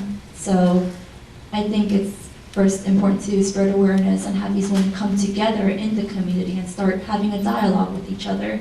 And then find out the needs, specific needs that they may have, and then go from there. Tara, I think that's probably something that you've done, right? You're working for you. Excuse me. So for empowering women in general, I think first of all we have to look at what's stopping women from being empowered. Let's address the root cause. And in Haiti, as Dr. Popesco had mentioned earlier, violence is so prevalent against women, it presents the greatest challenge to the empowerment and participation of women in society. Social norms both perpetuate and justify discrimination and violence against women, and deprive women of many legal rights that men normally receive. Human rights defenders are targeted for their violence, for their work in defending victims. When I first arrived in Haiti after the earthquake, on my second delegation down, I met the most amazing woman. Her name's Charlotte Charles, and she came from one of the largest IDP camps in Jacmel, in the city I work in. And IDP stands for Internally Displaced Persons. There were 6,000 individuals living in this camp when I first started working there, and I was introduced to this woman. She had been brutalized numerous times by the local officials for her voicing her concerns around how people are being treated. Women in the camps had been raped, some by over 16 individuals, with their arms being broken. Young girls continuously sodomized. How are they getting the access to services? Charlotte Charles was their voice. And my role in the community was to connect her voice to those services, to help empower through motivating her that this is possible, that she will not be denied, and that I will stand by her, and protect her in the best ways that I could through this journey to ensure that these people were held accountable for their actions. So we must punish those. Now in Haiti, the legal system is something far horrific than you can imagine. In the legal system, in the prison systems themselves, the women are, when they misbehave, are placed in the men's prison. Most people are never tried for their crimes. So when we're taking a woman to be, first of all, get a rape test, and then finally to the next stage where we want to prosecute, having to pay the judges off in order to even hear her case became such an issue. Now we have to address these issues of violence, gender-based violence that exist, and culturally within the norms of the society itself. So. Thank you.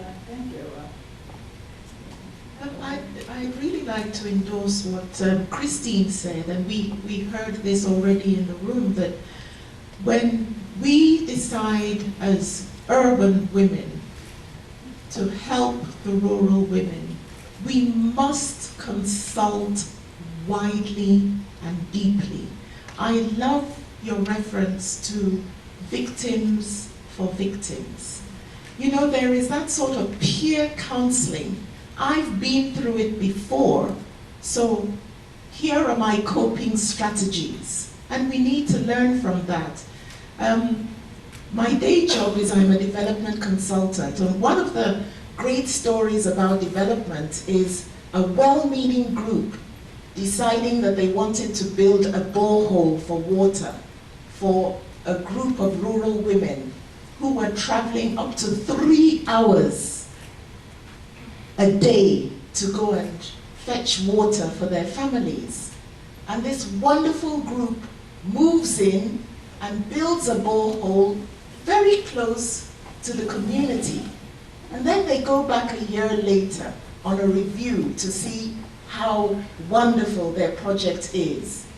And the story goes that they went and saw a group of very miserable women. As I explained before, waking up at 5 o'clock is normal for the rural women in Nigeria, and I'm sure all over the world. So they are the ones preparing the meals, they are the ones carrying out household chores, they are working on the farms, they are the ones having to fetch water. Now guess what? In this particular community, the only downtime these women had was the 3 hours, 1.5 hours to get their water, and 1.5 hours back. They would laugh, they would sing, they would gist. That was their going to the party. And then this wonderful NGO had come and totally destroyed their downtime. Now, I'm sure with just a little consultation as to where exactly would you like this borehole, they could have maybe found a halfway point. So I just thought I would share that well-known development story with us to say, please let us consult. Let's hear from our beneficiaries. Thank you.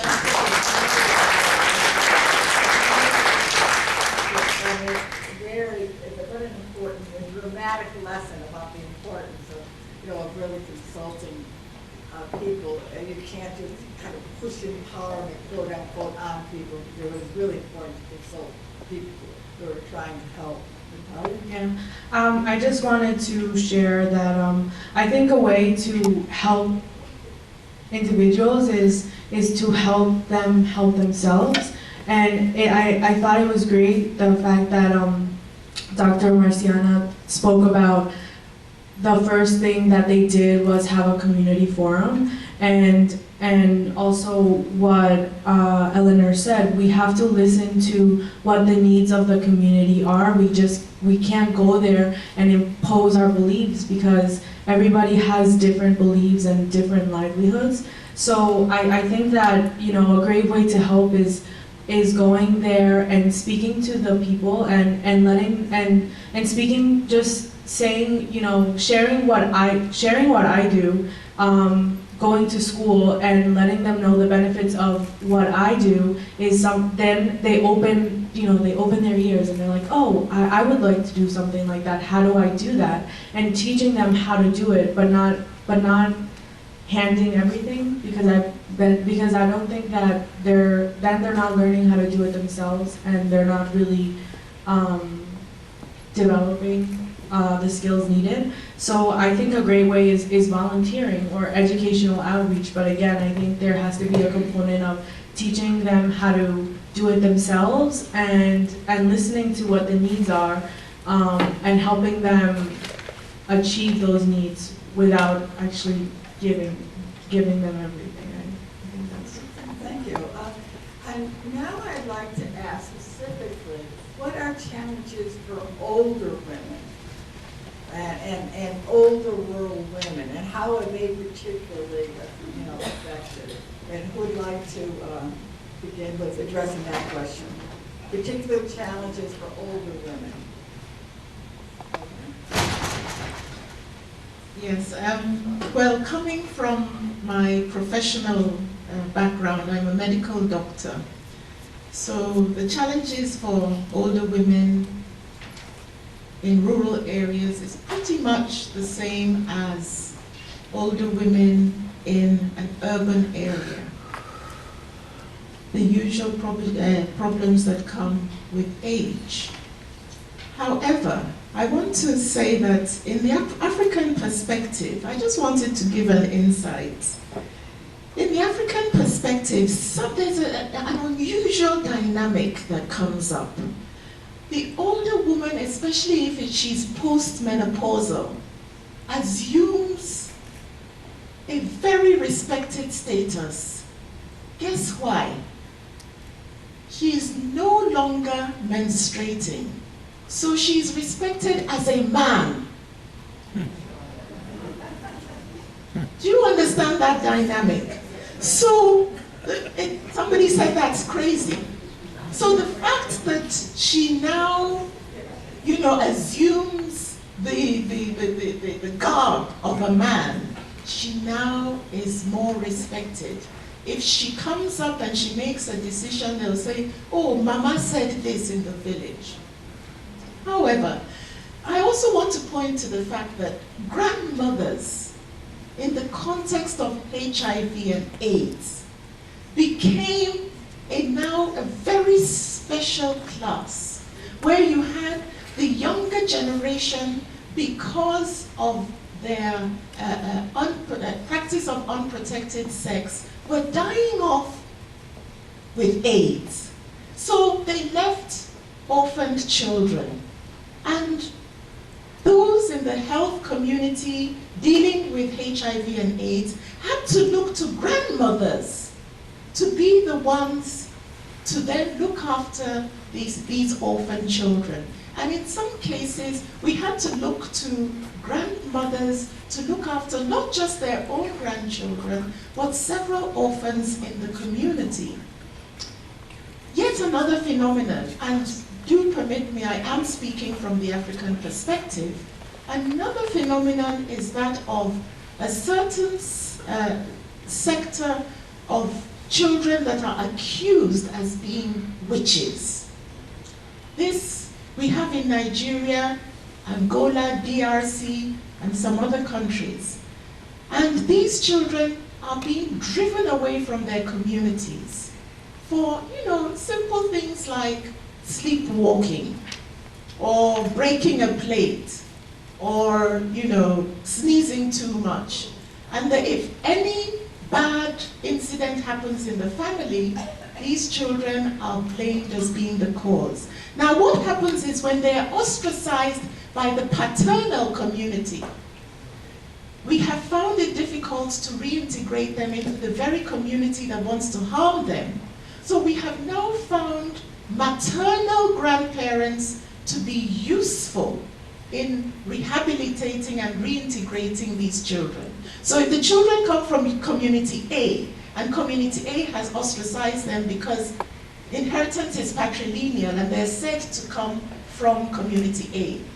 If their grandmother is from community B, we've found grandmothers to be useful in that instance. So I just wanted to just share that perspective. Been very involved in the intergenerational committees, right, at the UN. Yes. So some of the challenges that I've found is that, in general, that there is a high proportion of elderly residents in rural areas, and there's a large female population, and in many areas, women, their husbands are dying before the wives. So, in addition, many elderly women live alone as widows, or care for a disabled spouse or a family member. Other issues and challenges for older women is remoteness. Living in isolated areas distant from urban areas may result in inaccessibility to healthcare, lack of educational opportunities, lack of transportation to medical appointments, and difficulties in communication. There's also health issues. There's in some communities in Colombia, they're finding older rural women with Alzheimer's.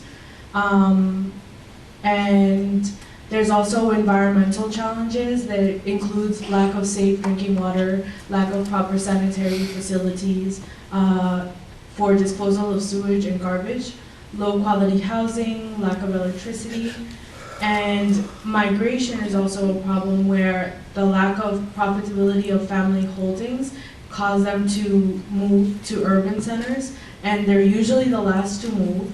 They follow their children, but they face difficult times adjusting. Thank you. I'll make one point. In relevance after the earthquake, the elderly population was one of the ones that was most forgotten. Within the camps, they were the ones that I would find had been lying on their backs for months on end.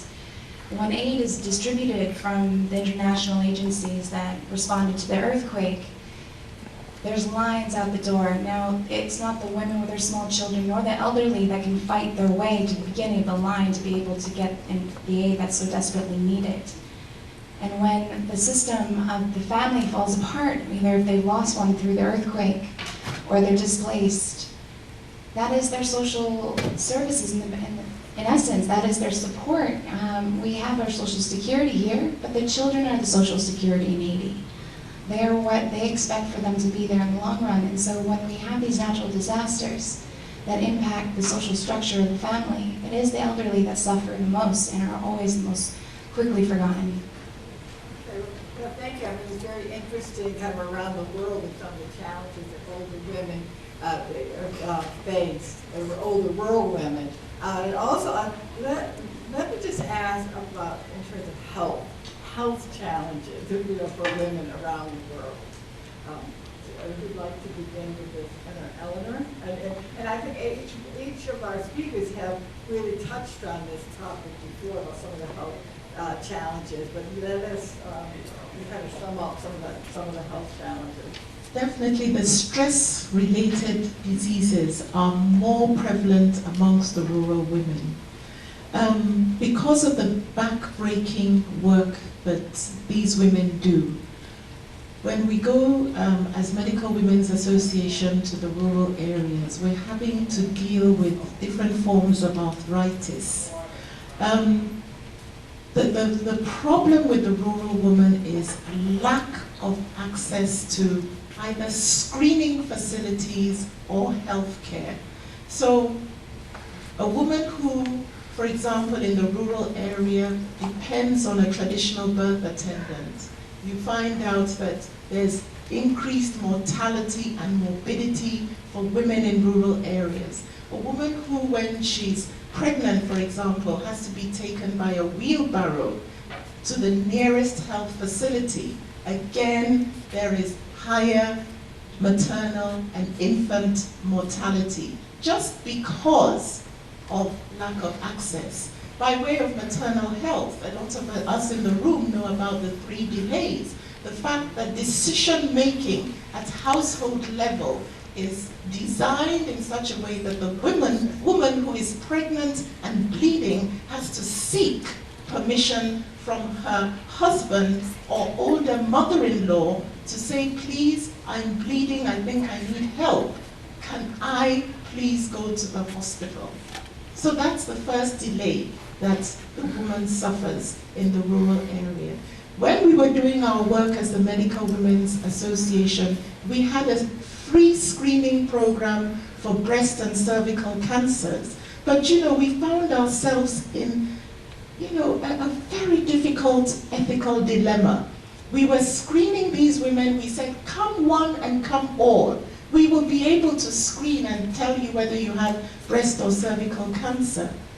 But we weren't able to follow through with treatment. So we then had this large group of women who we had told they had cancers, but our hands were tied because, just like in Haiti, health care is not free. So how do they then get the definitive treatment for the cancers when they've been screened? So those are some of the things I thought I would mention. Great, thank you. I think our other panelists, before we open it up to the audience. Would anyone else like to say something about the health challenges of rural women before we open it up?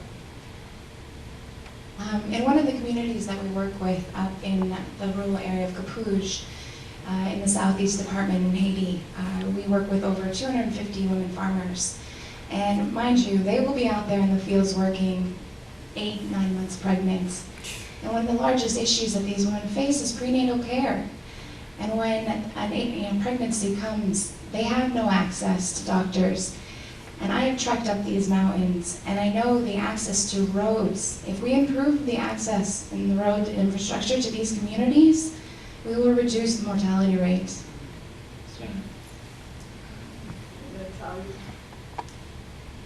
In a country like Colombia, where the religion is still, or Catholicism is still very much part of the culture, women are not really using contraception, so a lot of women are having more than one children, or they tend to have a lot more children. And you're also seeing mothers, there's been a rise in the mothers under the age of 20. You're starting to see more teen pregnancies. Another problem is maternal smoking during pregnancy, which is higher in the rural areas. And back to the point of teen mothers, the low educational attainment of a mother, and that correlates it with poverty as well. And then, like Eleanor was stating, the lack of providers, or the lack of transportation, or the women not going because of their husbands and things like that. And there's higher rates of uninsured and underinsured populations than in urban areas. Okay, thank you. And Eleanor, when you say something more especially about widows. Please, I would like to crave your indulgence as an advocate for widows, as the president of the Widows Development Organization, to briefly share with us the fact that Elaine has mentioned already that sometimes we're dealing with child widows as a result of early marriage, where we have child brides. There's a lot of conflict going on in Nigeria at the moment with the Boko Haram insurgency. One of the things that we have done as an organization is to capture the verbatim stories of women who've given us the permission to tell their stories. And we've captured it in a book we call Facts, Feelings and the Law.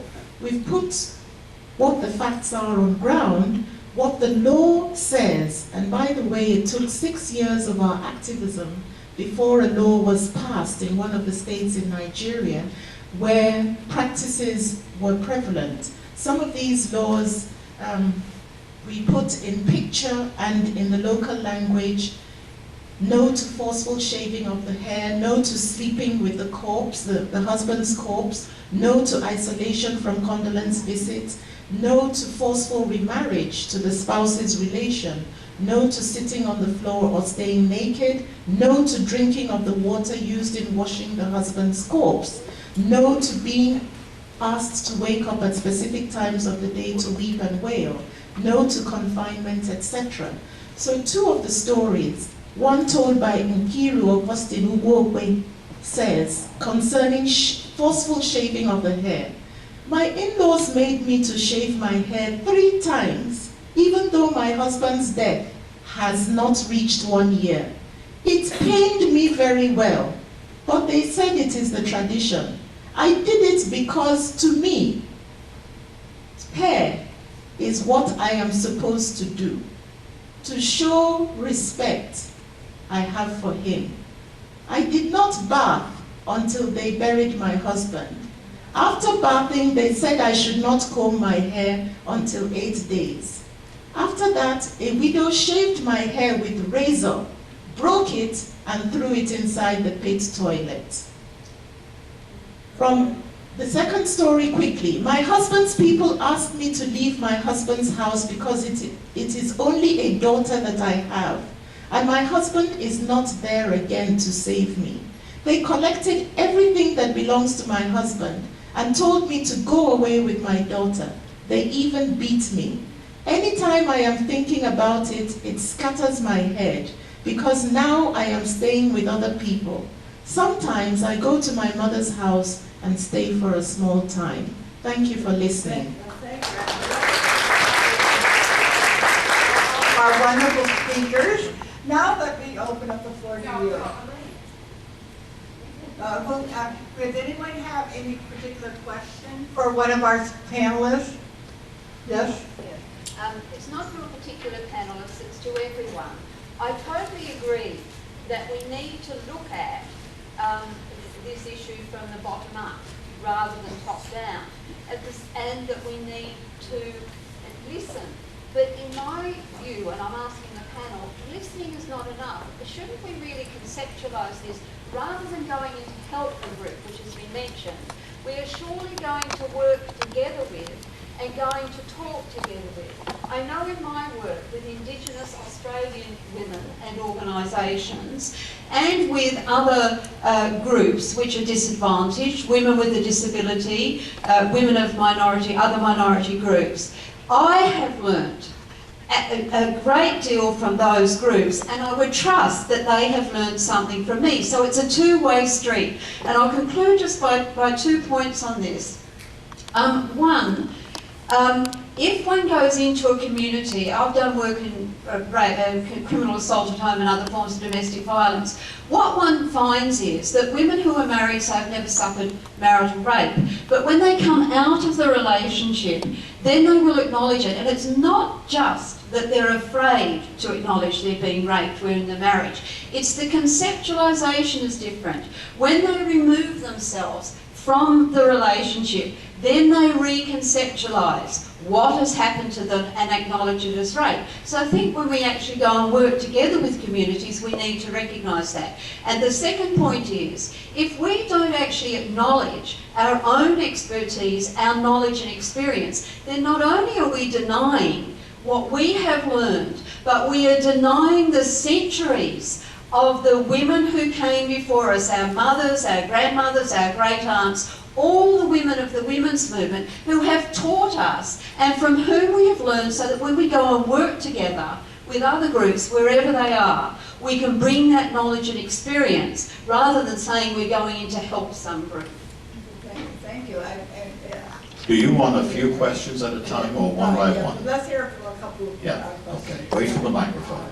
I think what we're hearing here is how important it is to listen to the needs of the people there, because they have a lot of strengths that we have to harness. But I want to commend you, because we go into countries and we want to help people, but we have to also recognize their belief systems. All the cultural norms and beliefs impact on what we can do with them. The shaving of the head, the passing the baby over the coffin, and so forth and so on. And all these things, these indigenous practices that we may not think are important, but in fact, they are very important if we want to empower these people and how we empower them. Thank you. And someone else in front?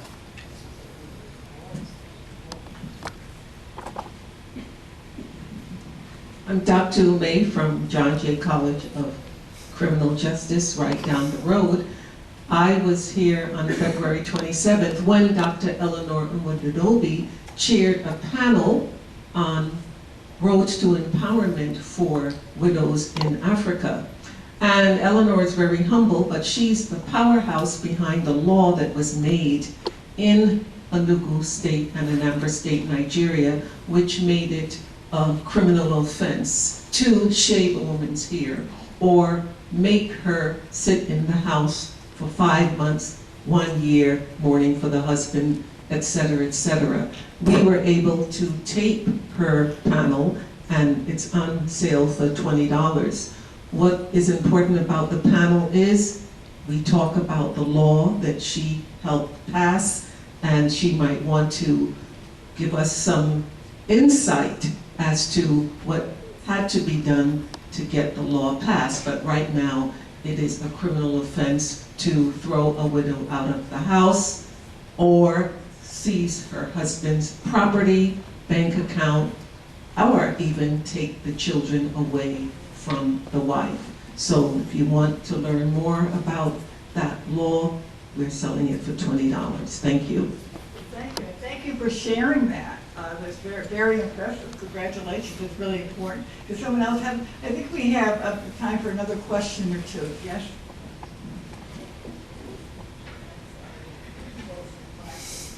Hello. My name is Adeline Apina, and I'm a professor of history. I would like to commend the activities and the efforts of everybody who has contributed in any of the societies towards improving the lives of women. But one point I would like us to consider is the relationship between the political situation in every country, political accountability, corruption, and the lack of responsibility to people. That is one thing I want to point out. If we can try to intervene this within our own efforts. For example, a country like Nigeria. We know that, I don't need to tell you about what is happening, but we do know that we have a very uncertain government. And this uncertain democracy is affecting every strata. It's corrupting to the extent that even families are also corrupting and corruptive. There is no sympathy for anybody. The grab and the chase, as I said, has made reciprocal obligations to break down. In other words, even though the widows, yes, they've been suffering a lot of, inhumanities, but they are sharper now. They are more economically driven because of the collapse, because of lack of accountability at the community level, at the state level, and at the federal level.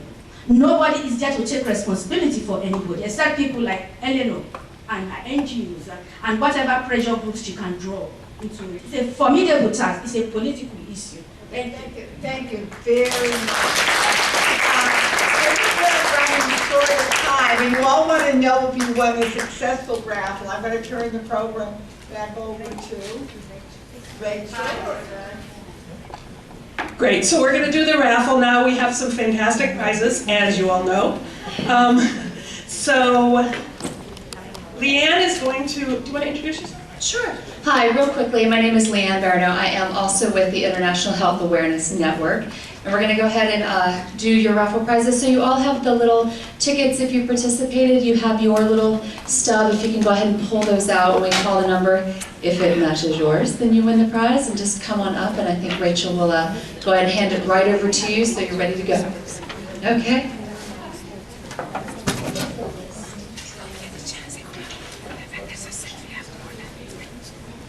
So we're starting with prize number 4. It's Party Machine. That was comedy show. And variety show. Variety show. We're gonna, and it's also 4 drinks at the comedy show and the variety show. So it's and it's actually comedians that have been in Letterman and Conan O'Brien and some other shows. So they're pretty good. But here you go. Go ahead. Go. There's very little competition too. So. And the winner is 9086940. Woohoo! What number is it? Here you go. Enjoy. Okay, so So for our next prize is our wellness package.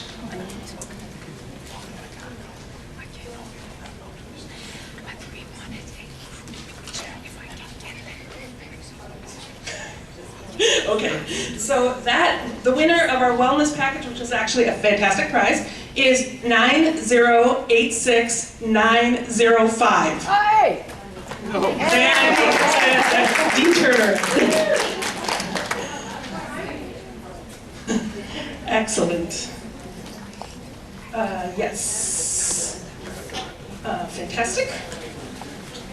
Our next prize will be a gift certificate to TJ Maxx for all our Maxxanistas. And the winner is 8069806. 8069806. Moving on. 9086944. Yahoo! Excellent. So she won a $50 gift certificate to TJ Maxx.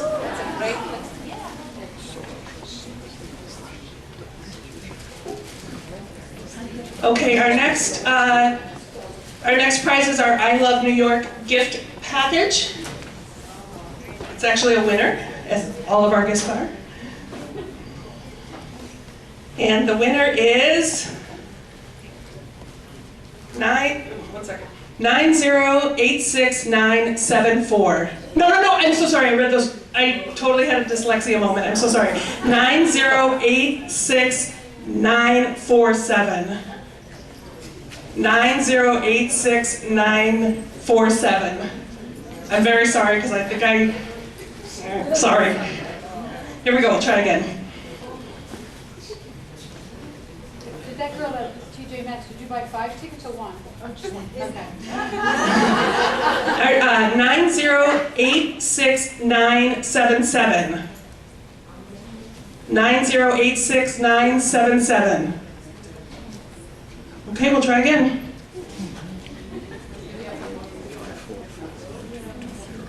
Nine 9086974.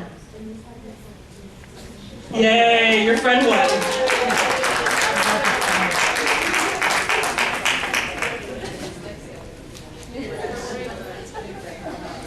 Okay, we have 2 left. The next one is a 90-minute massage.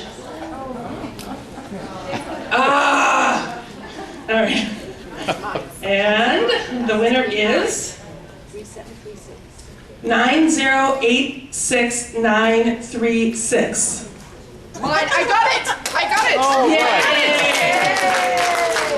Oh, that's fantastic. The only thing is, it has to be available Monday or Tuesday because I go back to the UK on Wednesday. So if she's not, somebody else is going to get it. Well, I'll take care of that. Okay, and our final drawing is for $360 worth of spending on Broadway tickets, however you decide to use it. So, do you want to be our final pick? Courtesy of Broadway.com. They're very generous to us. And Leanne, the actress. Here, us.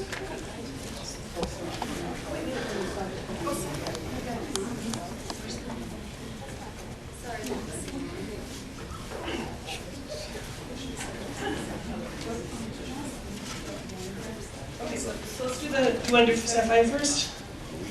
We missed one, I'm sorry. We thought we'd build the suspense for y'all. Here, this one, Lunch at Sapphire. It's a fantastic restaurant just around the corner, and it's a buffet lunch for 2. And the winner of the buffet lunch for 2 at Sapphire is 9086905.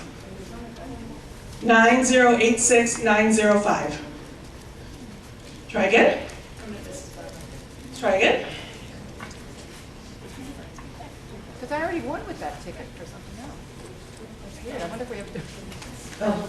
9086938. 9086938. Anybody?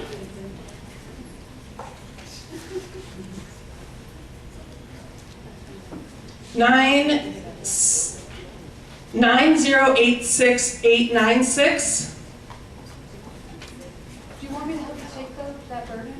9086896.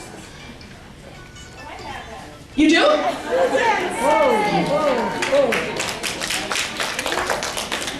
That's okay.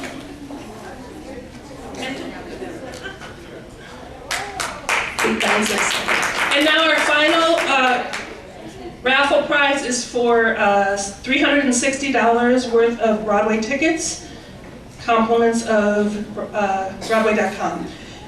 And the winner is 9086914. Oh, fantastic! Fantastic!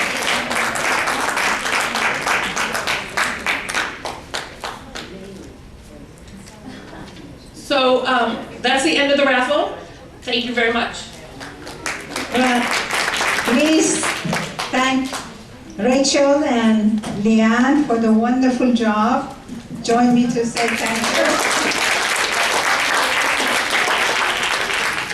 For those of you who did not get a chance to ask your questions, we are going to be around and we are going to do networking before the next part of the program gets started. I just want to take this opportunity and thank each and every one of you in this weather, Saturday morning, giving us your time. We have enjoyed seeing you and your interaction. And I want to thank our speakers and particularly the organizing committee of Fordham University, Dean Elaine, Congress, Patricia, my friend, Dean Sandy, Rachel, Priscilla, each and every one. And I thank African Views for being here and join us Tuesday for our next program on health. Thank you all.